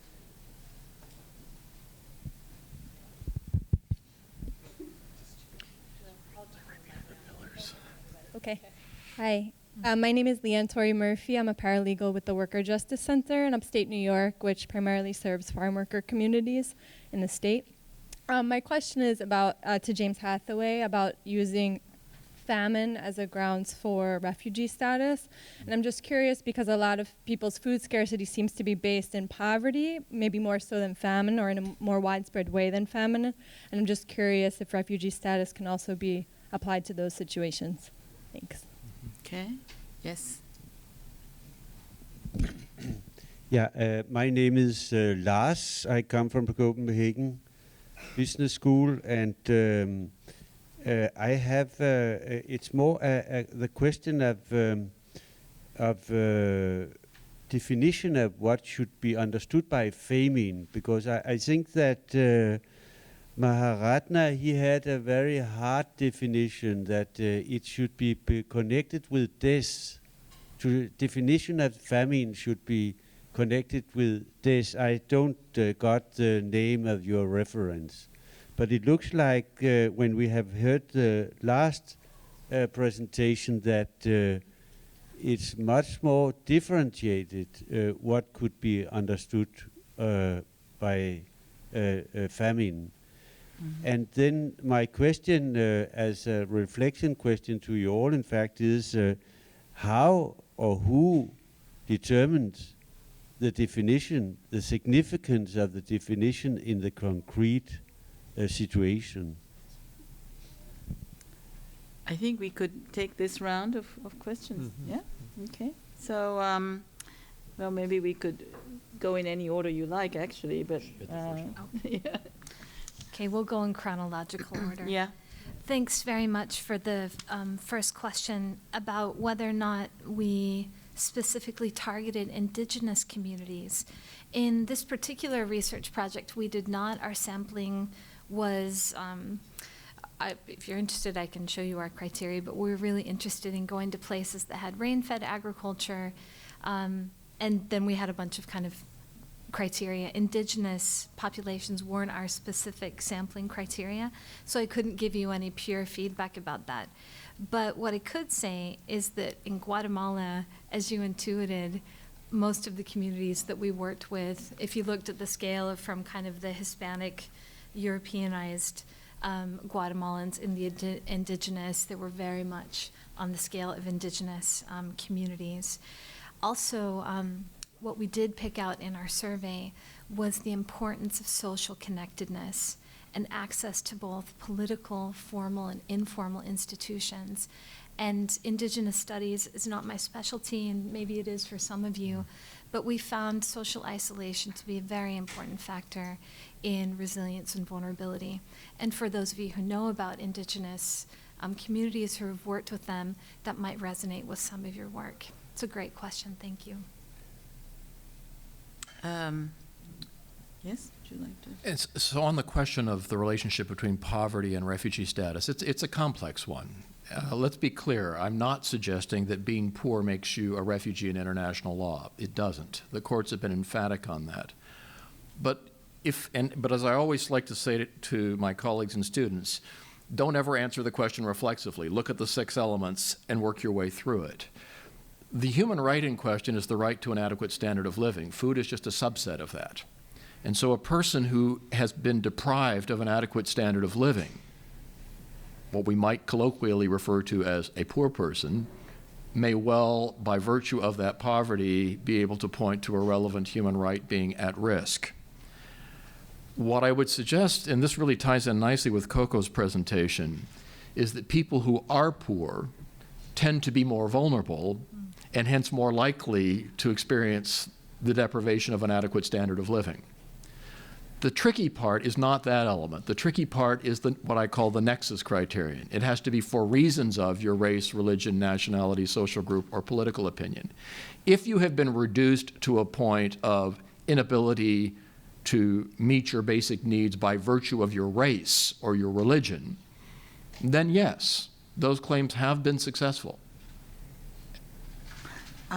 I just want to interject using sort of abusing my role as chair to say, but that still leaves the question of how do you define this right to food? So that I mean, the right to food is actually defined as having, I think it's accessibility, availability, appropriateness. You know, so there's a cultural appropriateness. And ultimately, who decides whether you have had access to, if you have that access of, you know, if you're enjoying the right to food, and the enjoyment of the right to food can be, you know, demonstrated by like not being malnourished, but being well nourished. So do you have to demonstrate that somehow you're malnourished? But then there are all kinds of reasons why you may be undernourished, which may have little to do with, let's say, availability, you know, I mean, and the whole issue of access does then become an issue of income and prices. So there's, you know, and it's a very kind of an ambiguous and flexible standard. Right. Well, yeah, and the short answer to that, I mean, you know, you'll all appreciate, of course, this is why law is the master discipline, because we get to decide all those questions. And my social science colleagues, of course, think that judges often do a very bad job of it, which is undoubtedly true. But at the end of the day, the short answer is the judge decides. And your question shows the complexity of denial of an adequate standard of living, but let me turn it around. In a traditional way, we've always said people who are subject to cruel, inhuman, degrading treatment suffer persecution. Well, what do those words mean? Yeah. They're tough as well. And so this is why you have to pay $40,000 a year to go to law school, so that you're, you know, qualified to answer these questions. No, I mean, but it is tough. What has really changed in the last 20 years, though, and you really touched on it beautifully in your question, is that by saying that the litmus test is no longer things that we see as unacceptable, the traditional American standard, but rather, is there a violation of an internationally guaranteed human right? Precisely the standards that you're referring to, the work of the Economic, Social, Cultural Committee, the work of the Committee Against Torture and others, is all being read in to that decision-making process. So it is less arbitrary, more principled, but there is still a judgment call at the end of the day. And I would not want to deny that. I mean, there will always be that.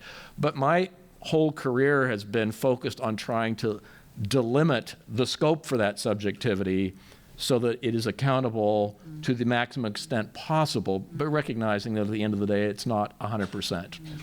We're a lot, but you know, when I first began teaching this, if you had said that you could have a claim by a gay man or a woman that would meet nexus, they would have laughed at you. That's only 20 years ago. Today, it's orthodoxy, even in the United States. And ditto, I think, on economic rights. This is the turf, and it has been a massive evolution, and I suspect will continue to be over the years to come. Interesting. I think it's an opportunity. I think the ambiguity also provides the profession a huge opportunity to exactly develop Yep. And for us, I think, we're also in the legal profession, and I think I enjoy the ambiguity because we can actually really influence, a very powerful field to move exactly in this direction. Right. So I, welcome it. Well, thank you for that comment, but in the future, if anybody has a comment like that, can you please just put 2 hands up and then, so that you can be recognized and be given the microphone? Yes. Can you go to the microphone? Thank you, yes. My name's Sarah Khan. I have a background in public health, nutrition, and then a PhD in ethnobotany. And Coco, I had a question to you. You mentioned briefly about how many farmers have noted, based on their atlases or oral traditions, of these changes. And not just you, but I offer this question to everybody on the panel. Can you share how, in any way, when you do your work or your research, you are collaborating with people, whether they embody indigenous knowledge and or just farming traditions or ethno-medical traditions, and how that is being recognized or not recognized? Because I'm wary of the experts, though I value the experts. I find farmers and healers to be experts too in their own right, embodying cultural knowledge. So that's one comment. And then the other is just a type of, again, in this world where we very much put a lot of value on quantitative as opposed to qualitative information. And I look at this and the results in this particular instance of food security or food insecurity as a type of slow violence. So I look at climate change perhaps as a type of slow violence also. So can you talk how you, as researchers, as legal people, as academics, as sometimes activists, how you engage so that we can all benefit from that information and go forward in our own work? Thank you. You want to, do you want to? Maybe Arup wants to come in on this one, and then, do you have something to add on that? It was such a great question. We may all be tempted to answer it. I think it was Knowing that addressed you to. don't have the answer, but it's a conversation. Yeah, exactly. Yeah. What is it? Well, I mean, Oh. you wanted to recognize farmers as experts. If they were experts, then at the same time you have to recognize they are the victims. So there should be some other set of experts who rescue them. So on that count, they cannot be experts as such. They need help, they need assistance, they need support, protection. That does not mean they don't know what to do.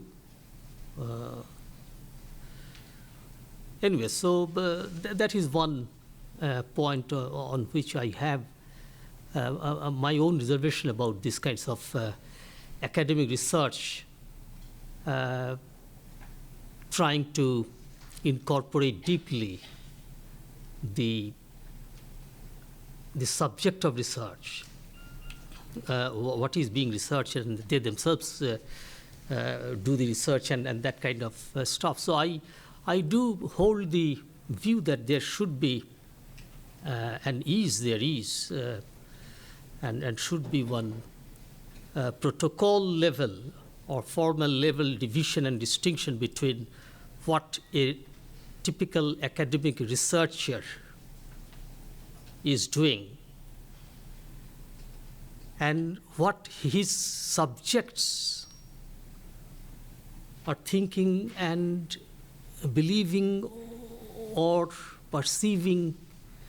There is, of course, a link, but that does not mean that they have to be incorporated or involved in the research as researchers themselves.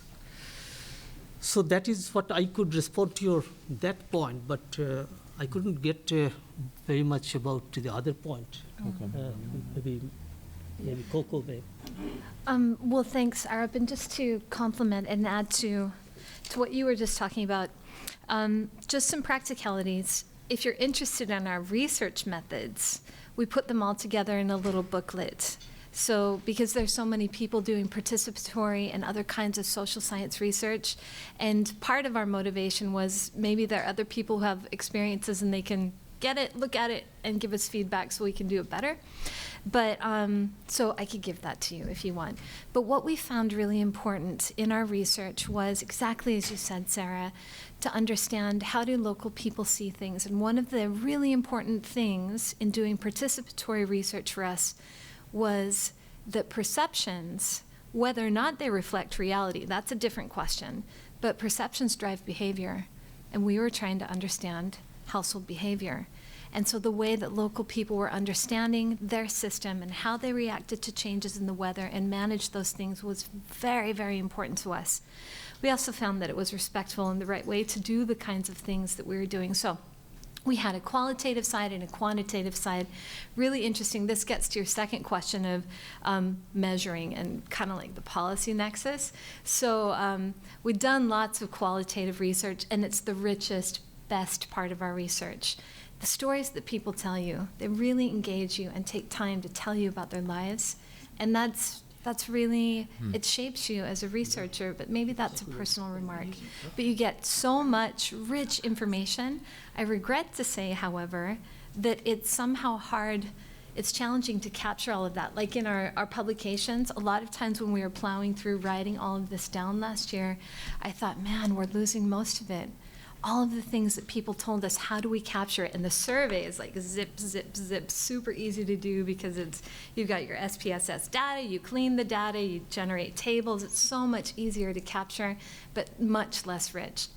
One of the things about engaging, I guess we mentioned, we work a lot with national governments and policymakers, like in the climate negotiations. And the challenge there is policymakers respond a lot of times to what's measured, and the things that are non-economic or intangible in nature, they're often the more important things. Like what you were saying, it's a lot of times associated with people's identities or sovereignty, or the things that you really care about, and they're hard to measure. And so often they're the harder things to address in a policy kind of context. So how we engage is to undertake research like this, which is small scale and local in nature, and which has a limited ability, but some ability to tell people's personal stories.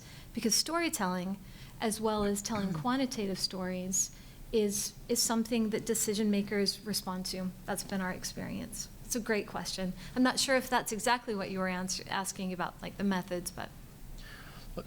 The part of your question that I'd like to respond to, and I really am happy that you used the language, is the framing of this as all-involving violence. It reminds me of one of the real pioneers of refugee studies, Professor Ari Zolberg of this school, who wrote a book called precisely Escape from Violence, to explain the commonality as among all of these groups and why they're equally entitled to protection. The language that human rights lawyers use to explain that is indeed the language of human rights. That's the whole point, that violations of human dignity are violence against human dignity and ought thus to be conceived as relevant to protection. And so our job, and you ask how we do it, I guess, the job of a human rights lawyer is to speak truth to power and to use the rhetoric of the state and the conclusions on what are human rights as tools in the fight for individuated human dignity. I find it extraordinarily powerful to be able to translate that particular story into a language that the state not only can understand, but must understand by virtue of its formal commitments. And that's the small piece in this puzzle that the lawyer, I think, would take away from what you're saying.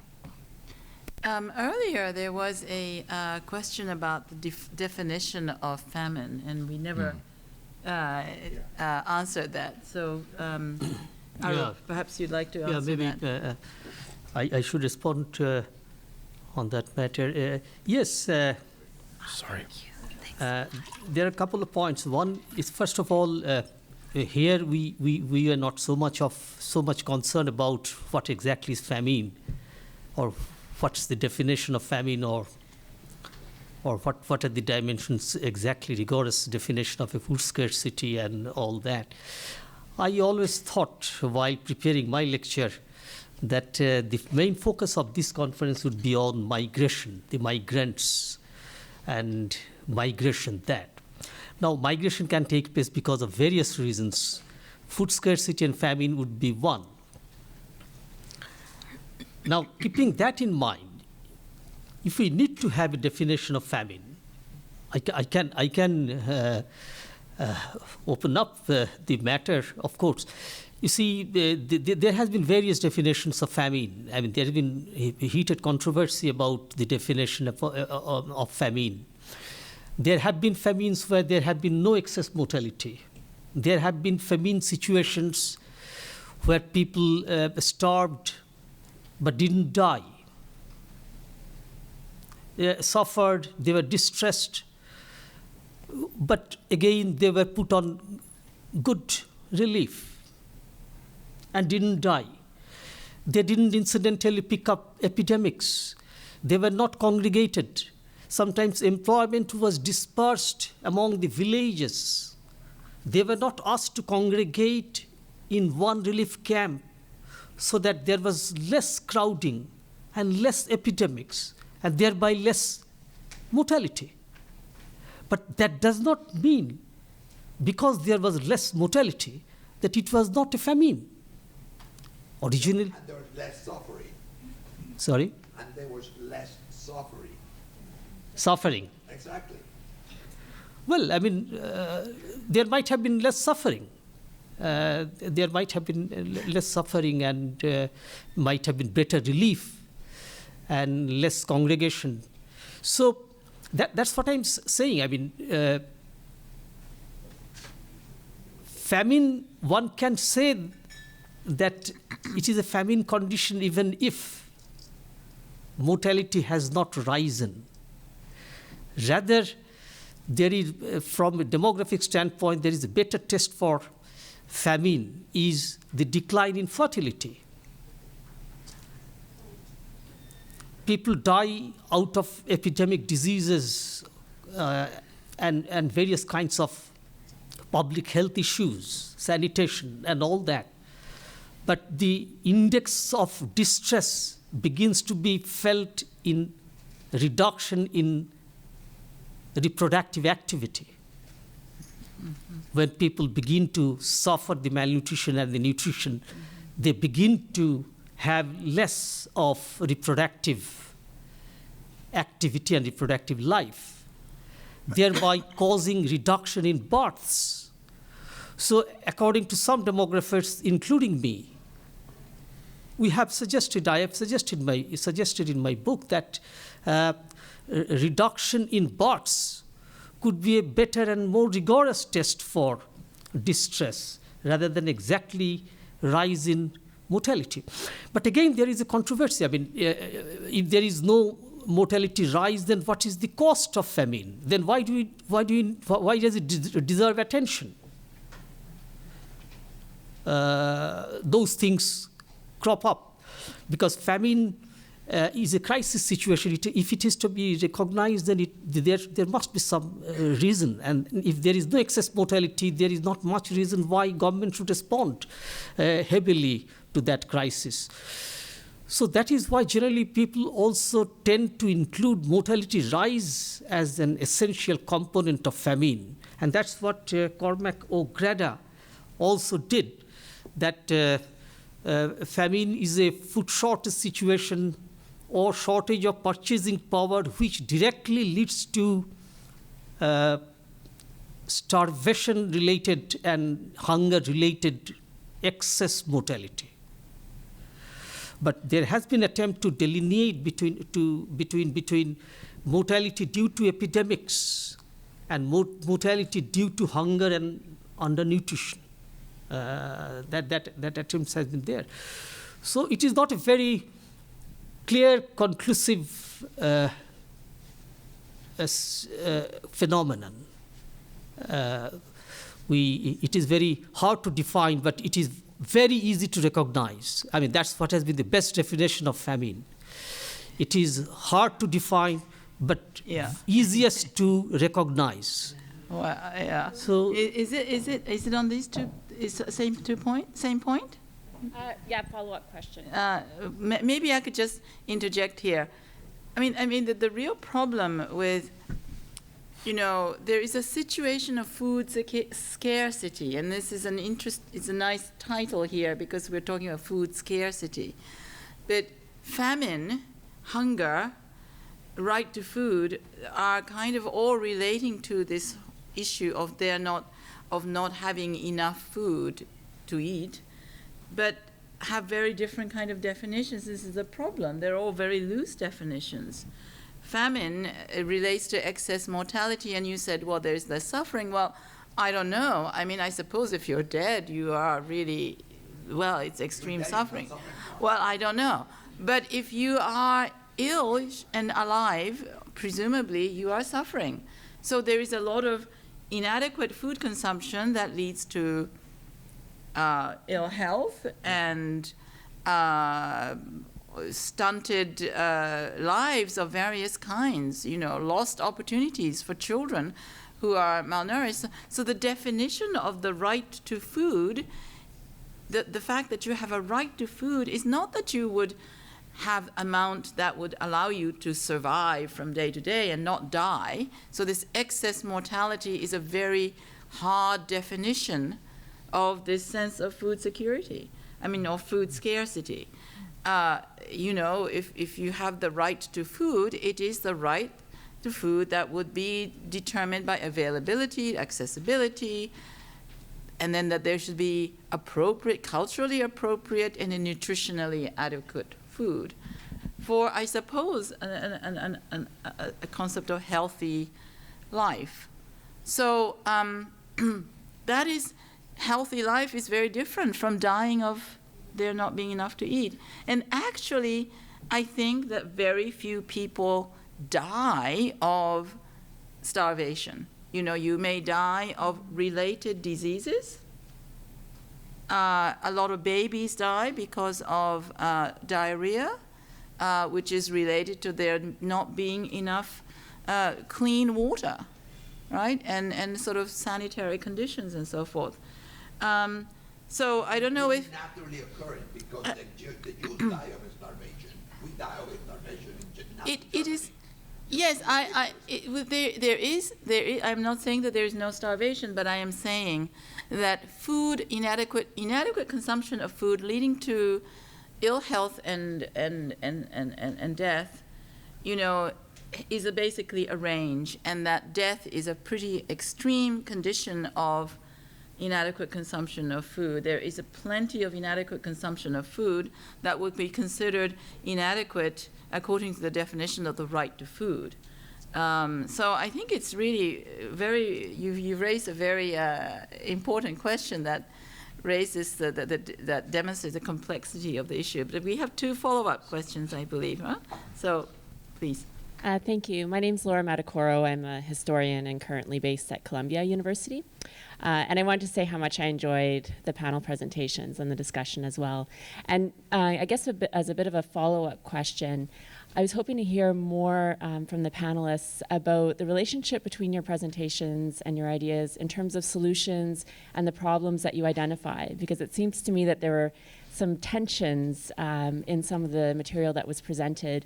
And I'm thinking in particular, James, your arguments about people being able to gain refugee status as a result of food scarcity, that contrasts quite strongly with Coco's discussions about the impact of migration on households and mobility, and the fact that that may or may not be a positive thing. That was a very interesting point that you raised. And the other contrast or connection that I saw was with James and Arup's, your discussions. It was fascinating about the judges making these quite strong judgments about what governments should and should not be able to do for their citizens. And that raises all kinds of questions about the global economy and structural questions between the global south and global north. And so the problems and solutions to me are not exactly clear, and I was wondering if you could maybe speak to that a little bit. Thank you. Let me start with your second one first, because I think it's important. The judges who do or don't grant refugee protection are not passing judgment on the countries of origin, and that's an easy slippage to fall into. What they're doing is imposing an obligation on their own state. by virtue of norms that their own state, amongst others, has recognized as binding and legitimate. And so the beauty of refugee law is that it is explicitly palliative. It's not a human rights judgment regime. It is a response to people who choose to exercise that option as a response to their predicament. And I think that leads then back to your first question, is it positive or not? And I understand that in many instances it may well not be positive. I think more importantly, the remark Coco made that those at the bottom of the ability to survive or the least able to migrate may actually be even more of a poignant critique. But I guess what I would say is this. Part of what we ought, it seems to me, to be keeping in mind is the importance of at least some small measure of self-determination in the entirety of this.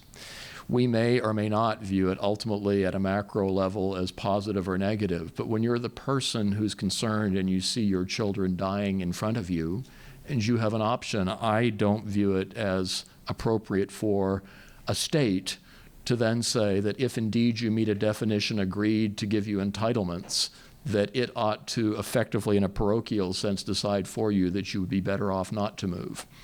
I think that's not what human rights law does, and I'm not sure that I believe it's what human rights law ought to do.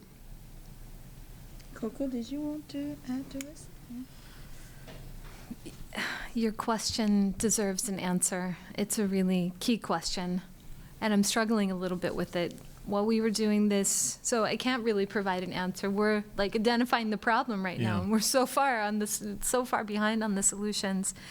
I would just reflect that as we were doing our research on rainfall variability, food and livelihood security, and migration, at the end, I had this very uncomfortable sense that we are doing more research on, that our research conclusions didn't point towards migration practice or policy.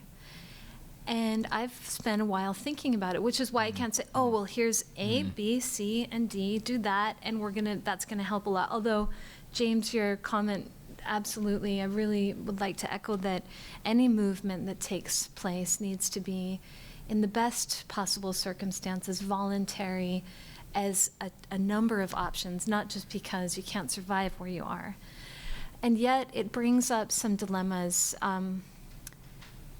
It kind of speaks to the divides between our development work and our humanitarian work. Development, which looks at day-to-day improvements in human welfare, and humanitarian work, which is often designed to save lives and respond to crises. And this last conversation for the past half an hour speaks a lot to that. A lot of things related, at least from our climate perspective, these creeping incremental stressors. A drought can turn into a famine. They're things that happen kind of slowly.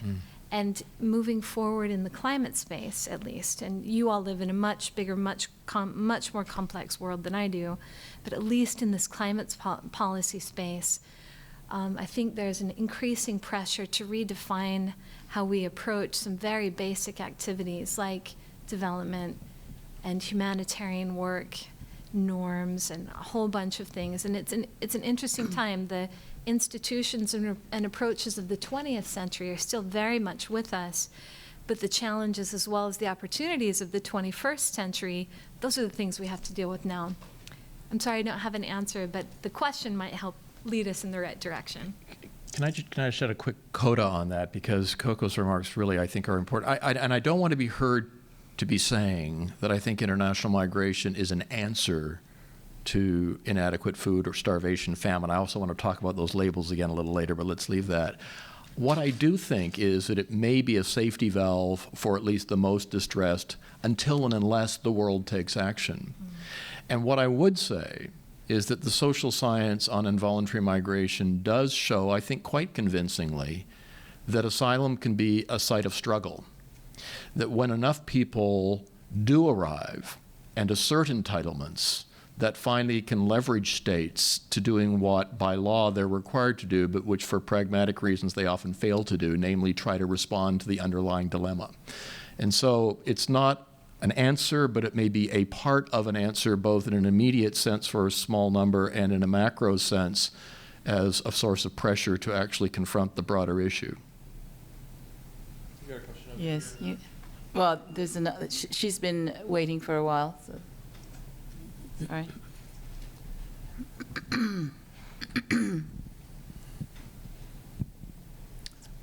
I'd like to just follow up with Coco Warner, and I appreciate the comment that she just made about the need to redefine what is meant by development and humanitarian work.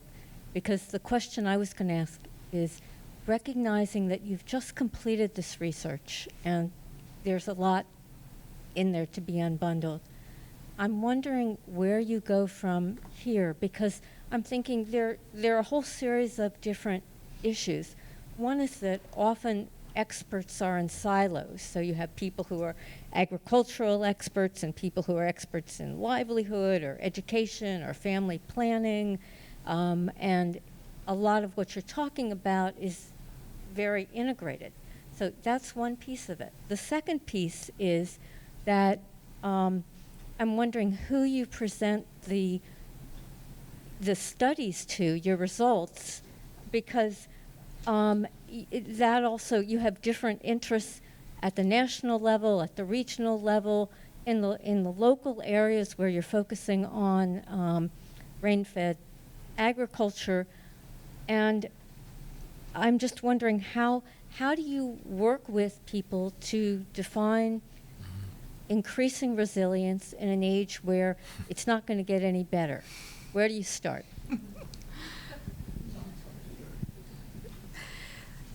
Thanks for such a thoughtful question. Well, the first thing we start with, we're a very humble research group, and first of all, we have such a lot to learn from others, so we start usually by asking questions. And then going out to the broader research community and practitioners. We have a cool kind of mixed bag, because I work at the United Nations, but at the United Nations University. So we feel really privileged in a way, although we're kind of limited because we're small, but we're privileged to be able to reach out to a lot of UN organizations and practitioner communities and the scholars, of course. So we start with questions. But where do we go from here? Maybe two reflections on that. What we're going to do, like the research proposals that we're writing right now for a new tranche of funding, I don't know if it will work, but we thought that we could try and better understand the factors that affect resilience. And resilience is a kind of fashionable word right now. So if you ask me how I define it, we're having that discussion in our group. So, but resilience kind of broadly about what makes you able to deal with different stressors and still maintain your identity and still be able to achieve what you really want to do at the end of the day, which is to prosper. Resilience. So what we'd like to do is understand what factors matter, and does migration help build those factors or detract from that?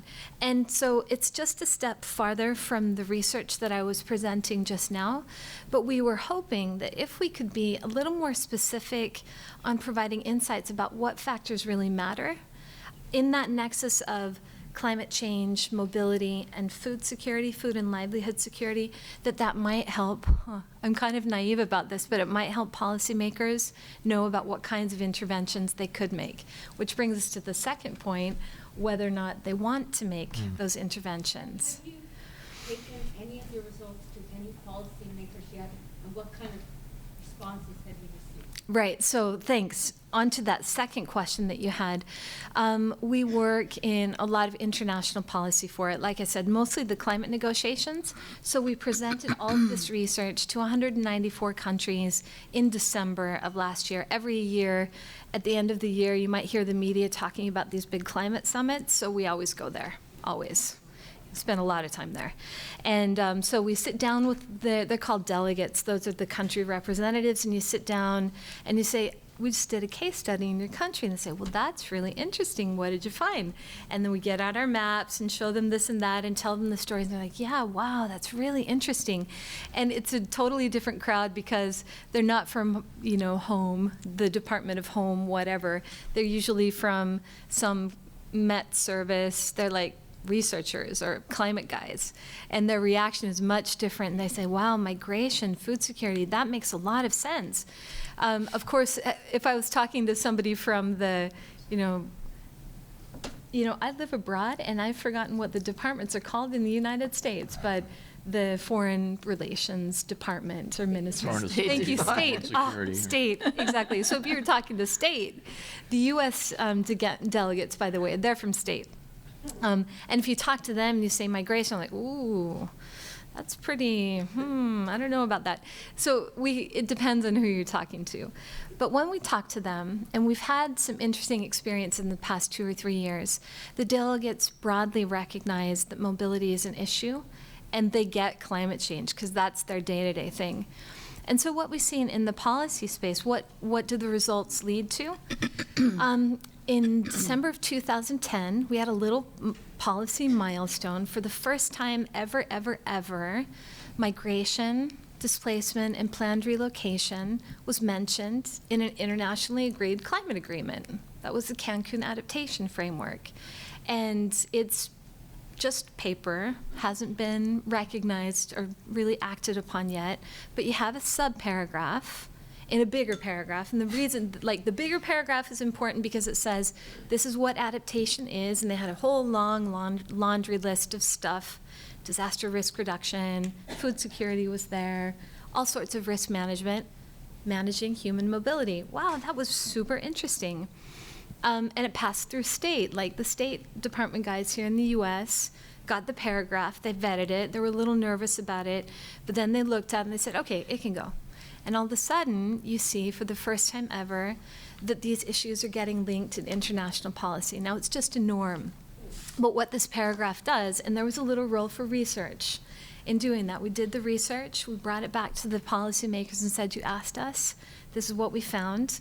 There's some limitations, but this might be something relevant for you as national governments. And so it's like a matrix, this particular paragraph. If you're interested, I can show you. But it recognizes that there's a spectrum of human mobility, migration, displacement, planned relocation, that 3 or 4 things at a minimum need to happen. You need to enhance understanding, so that's good for any of you who are researchers. You need coordination. Some of these issues might be transboundary, and you need actually to implement something. And then the third layer of the matrix was, well, who does what? And they recognized that action will be needed locally and nationally, regionally and internationally. So that starts providing, although it's just words, a critic could say, oh, this stuff, it's just on paper. We've got people out there who have real needs. Let's help them, which is completely right and valid. But it's a start. And you start seeing that discussions like this in different pockets of policy as well as practice, that frameworks are starting to be built that hopefully we'll be able to act upon in the future. As modest as that is, that's what we try and do in bringing research to people who can actually do something about it. Yes, there's a lady there. Can you please introduce yourself, please? Absolutely. Yeah. Hi, everyone. I'm Rebecca Feinberg. I'm an anthropology PhD student at University of Santa Cruz. My question is very similar, so maybe we can expand upon it a bit. So in today's discussions, I think it became more and more clear how all of these issues are overlapped and entangled and very much a part of one another once we start thinking about the reasons why people might experience food insecurity, what they choose to do about it, and the consequences of that choice.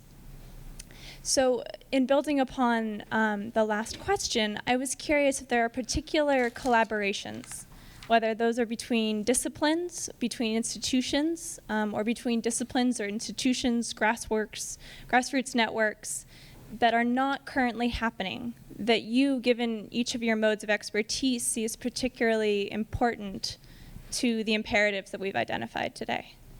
Thanks. So, big question for everybody on the panel. Who'd like to start? Yes? Just being provocative about it, I think the fact that Coco could point to a sub-paragraph in a non-binding document as the best thing out there suggests that virtually nothing is happening. Yes. I mean, I truly believe that this has been a complete failure of creativity and will, that it's a little bit like the broader issue of, climate-induced migration, putting aside the food context. people all kind of know it's out there, but they're scared to death to actually confront it because they don't like the fact that the answer is obvious, i.e., those who are in privileged positions will need to compromise. So I have to say that your question is great, but the answer, unless I'm missing something, is that I don't think there's much happening at the level of interdisciplinary collaboration to actually come up with an affirmative answer in a way that could have political viability. I don't see it, but maybe if anybody knows it, it's probably Coco. But Loved the answer. Maybe I can put a nice UN spin on it. Yeah. Which is true. One has to be a little, diplomatic. But it's true. What you say is exactly true. And I think the gap between your question and the reality just begs more to be done. And there are collaborations. There's research collaborations, and in the UN, we're having all sorts of meetings all the time. Hoo-hoo. I'm a little concerned that you're recording that. I was just thinking that there are different levels of this issue. And obviously this research is looking at these connections and trying to understand the patterns. But I think that there are certain situations that are well recognized, and that there are certain countries that are clearly extremely vulnerable to, for example, temperature, increases in temperature. And there are, and this is particularly the small island states. And there are, for example, I can't remember if it's Niue, Kiribati, Vanuatu. I would challenge you to tell me whether you know where these countries are. But these are, and I think there are some others as well. But these small island states actually have been identified, although they haven't officially been recognized as a category. But small island states are particularly vulnerable to actually being wiped away. Maldives would be another one. That, their surface area, so much of their surface area would actually be wiped away. Bangladesh, actually, I think is another country that, not a small island state, but, where large surfaces would be wiped away. And I think that situation, those situations are, have greater recognition. And I think that sort of agreements about migration, I think there are some agreements. For example, I think New Zealand, Australia have agreed to open doors to each other. To people from Kiribati and Niue, I think. Yeah. Maybe Vanuatu as well. It's a regional labor exchange agreement, and it's interesting. If you take the example of Tuvalu, they are allowed. Yes, Tuvalu is like the highest point on the island is 3 meters above sea level. Right, it's a big wave can go over the island, but they're allowed to send 74 labor migrants a year to New Zealand, and they don't fill it. Right. They don't fill it. Well, the population of Tuvalu is what, 1,000? They know it's 10,000. And so now your challenge got me thinking. This is there are some things happening, and I wanted to mention one example in practice and one example at a high international level and one regionally. And the first one would be regionally. So there are emerging recognitions. We've got an issue. We need to do something regionally. So Australia and New Zealand have started this kind of labor exchange program. They don't fill their visa quotas every year for various reasons. But we've done field work in Tuvalu, and there's a real generational gap. The older people don't want to go. And the younger people recognize that leaving might be the option for the future. And we usually have separate, we have working groups together, and then we do age-separated kind of discussion groups. And the younger people often say, our families are buried here. This is our culture and our heritage, but we don't see that our future is bright here, and that's for a mix of reasons. But the reason why I mention that in the context of a regional labor exchange is it's a bit of a dilemma, especially for small communities like these small island atoll states. If the more able-bodied people start leaving, the question of community coherence comes into question early. And it's not just the people who go, as you said, it's the people who stay, and it's this network. And so that's a practical thing that's happening, and they're starting to think about what do we do? Another kind of practical community action thing, there are lawyers and community organizers working in Alaska. That's Robin Bronin's work. I don't know if any of you know Robin. She's working to help the communities of Newtok and Nineveh and a half dozen other coastal communities relocate themselves. The permafrost is melting. They're having aggravated coastal erosion, and they need to find a new home. And they're doing that by organizing themselves. And that's a really interesting case study. Robin is collaborating with other colleagues in the Carteret Islands. The Carteret Islands are off the coast of Papua New Guinea in the South Pacific. And these people are also having some coastal erosion and sea level rise problems. And they're also trying to relocate themselves. So it's super, super small scale. Yeah. And if you want to contact them, I'll give you their email addresses. But they're trying to figure out, how do you self-relocate? What are the issues? Robin tells me a great story. She said, try and relocate a community, and everybody wants to live close to the bar, the school, and the church, because that's where the decisions In that order? Well, probably the church would be first, and then the school, and then the bar. But those are the, when you have a community, it grows organically. But when you relocate, all of a sudden, almost everything comes up to question. So there are things happening. The last thing is the year 2015. At the high international political kind of policy level, there are lots and lots of things that are happening that could reshape or not, let's see, the way that we think about international relations. 2015 will mark a big year for the way we think about development.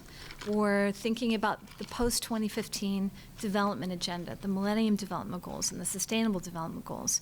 2015 is the year when the Hyogo Framework of Action, for any of you who do work in disaster risk management, that's going to be kind of reformulated and redone. 2015 is the next attempt they're going to make in having a climate agreement. We tried in Copenhagen in 2009, and it was very difficult and complicated. We're going to try again in 2015. And there are a couple of other big things. Same thing for the humanitarians. So I think the question isn't whether things are happening. They're definitely happening in a big way. But whether we can keep up, whether the changes and the collaboration that we do are anywhere near the magnitude that they would need to be to really help the people that need the help most, big question mark. So, yes. Hi, my name is Brenda Biddle. I'm a cultural anthropologist, PhD student at City University. And I have a question that is based on very broad strokes, primarily for James Hathaway. And the question is, to what extent do you think in the future human rights law, and specifically the right to food, can be used to address the structural violence of poverty? So, for instance, are we going to see corporations on trial for giving people McJobs that then require them to live on government food stamps? Thank you. Yeah. I guess let me start by saying, and I'll probably get into trouble with our moderator, that I'm not a big fan of the right to food. And I say that because we've actually, and this allows me to make my point. You figured out that this is what I work Well, I'm kind of guessing. But as we heard the earlier discussion, which does tie into this question, I mean, my answer is I don't really care whether it's a famine or not. And I don't really care whether it's the right to food or not. I think what our perhaps humble contribution as international lawyers to this debate has been has been to move away from all of that and reframe it around the idea of an adequate standard of living. Because as we've heard in the discussions, all of these things interact. It's not any one piece, whether it's food or access to money or access to housing. All of these things are part of one significant interconnected system of human security. And the idea of disaggregating it to speak about a right to food as such actually seems to me to be unhelpful, because it segregates that from other equally critical aspects of human dignity. And so, to come back to the question, I think that the idea of an adequate standard of living, which is the modern formulation of this concept, will continue to be difficult to enforce. The covenant in which it is agreed to be binding, quote, binding, unquote, requires states only progressively to implement the standard to the best of their abilities over time. Golly gee, that makes me scared as a government, right? Whereas civil and political rights, we've been able to say they're binding as of now, period. We continue to struggle with how to make economic rights more genuinely enforceable. So I don't want to be heard to be sanguine about suggesting that economic rights are going to be a panacea for our problems. What I think they will be increasingly, and it was actually Philip Alston, a name some of you may know, who was chair of the Committee on Economic, Social, and Cultural Rights, began to use it as a bully pulpit to effectively use a strategy of shame in front of the world media to drag governments in front of his committee and pepper them with questions that ended up in the New York Times, on the BBC, and elsewhere in a strategy of shame. And that is effectively what we have available to us now by way of enforcement on economic rights. The little bit that is enforceable is ironically the bit that I told you about, which is the only system that actually uses that norm to create binding rights is the refugee regime. So it's not a solid system, but it is, I think, a better place than we were 20 years ago. I'm sounding like a Pollyanna today. 20 years ago, everything was crap. Everything today is, but it's true. But it is true, but for Philip Alston's efforts, we would not have had the strategy of shame, and but for hundreds of judges who began doing this, we would not have had any remedies. And I think we are moving in a good direction, but I don't believe that law provides the answer. It's no more than a support system. Well, maybe I could just add that I think what's interesting is that it's not just Philip Alston, but all around the world, there are very interesting studies about the enforcement of economic and social rights and litigation of economic and social rights. And one of the most interesting studies that I've seen basically kind of concludes that often litigation doesn't really deliver what the litigants ask for. But that's sort of even not the point. I mean, I feel sorry for it. It's not to deny the important role of and the rights of the litigant. But the benefits, the real consequences of litigation is that it draws political attention, and it's the social mobilization that goes with litigation that is the powerful force. It's sort of the power of courts and the power of ideas kind of mobilizing for change, so that often the government will lose a case but will implement policy reform anyway. Whether this will happen also with corporation, I don't know. But in some respects, I mean, I think you have the same kind of dynamic happening maybe also with corporations in some cases. I haven't seen any sort of particular studies of it. But sort of the relationship between litigation and social mobilization, I think, is a very important one, that they kind of reinforce each other. You have that. I think I have to, well, you have. But also the problem there is that a negative decision can swap the situation and the case for ages, as I have happened. Right. We know about it. Yes. Okay. Yes, please. Hi, my name is Lakshmi Sridhar, and I'm with the Praxis Project in Washington, D.C., and we support community of color-led groups in shifting local and statewide policy on food justice.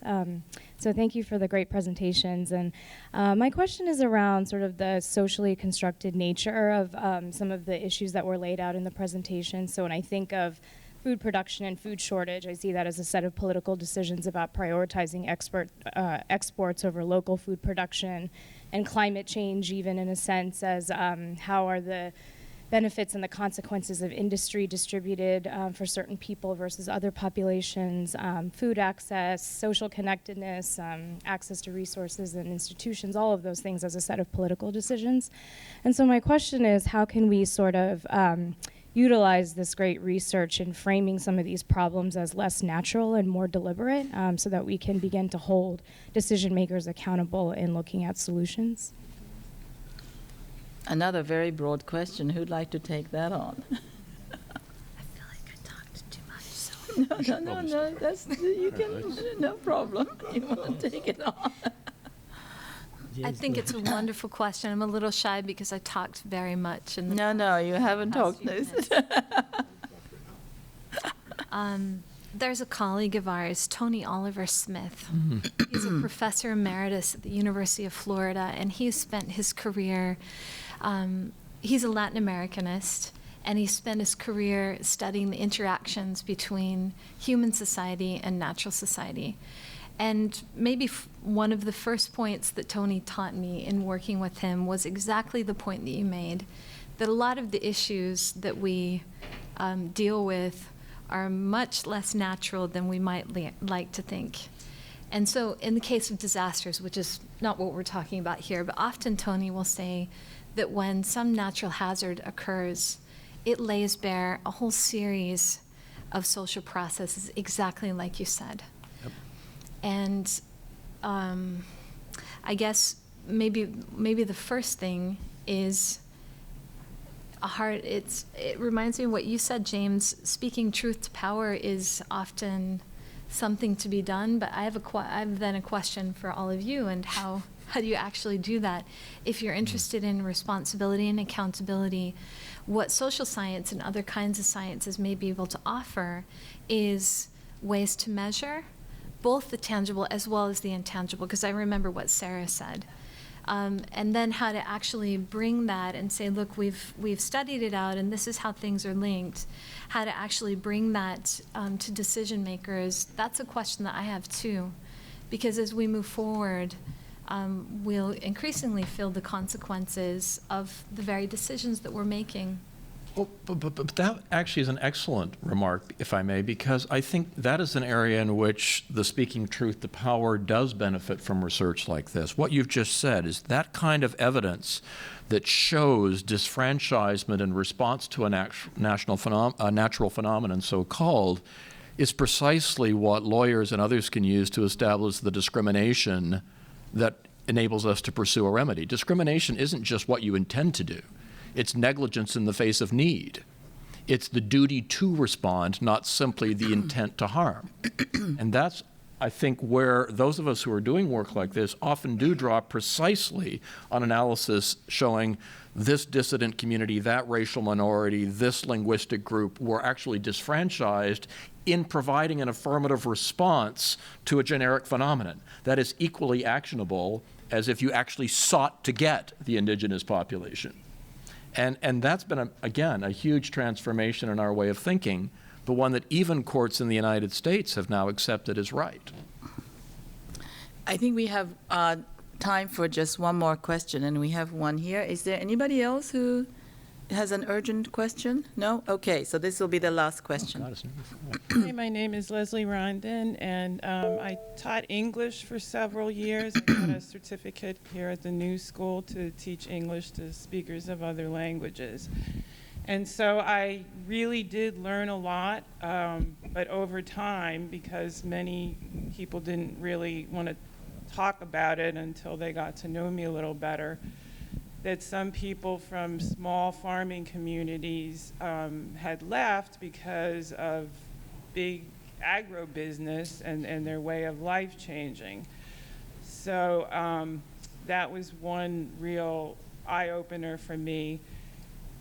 So how do you build that into your advocacy using refugee law and also your studies? And then the second part of my question is, are there studies that just focus on migration or that are based on man-made disasters and that are based on things like land becoming fallow because of industrial accidents? And I think that, to me, in my mind, that's increasingly interfacing with climate change and needs to be part of the research, not just to protect people, but also so that corporations are not only demonized, so the corporations that are responsible in a certain area don't just become automatically something that's perceived as a threat, and the ones that are responsible for many, many different accidents, oil spills, going into the rainforest and being a part of land grabs, you know, so this gets sorted out in a way that makes sense. So that's my comment and query. Thank you. I guess that's for Coco again, no? Maybe a short answer. If you're looking for resources in general about migration and a series of what might be crisis migration-like phenomena, I think, Arp, you mentioned crisis migration in your presentation. Yes. A great colleague, Professor Susan Martin at Georgetown University, has a project right now on crisis migration. So she looks at everything from man-made hazards and how that interacts with mobility all the way through to climate change.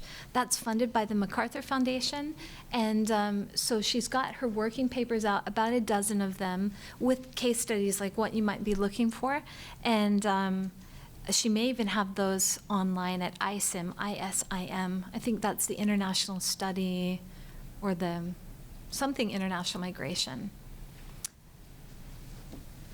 Yeah, just Well, as a resource. I think this wraps up our session today. We've had, I'm not going to summarize all of the topics unless you think this is an urgent requirement that we do that.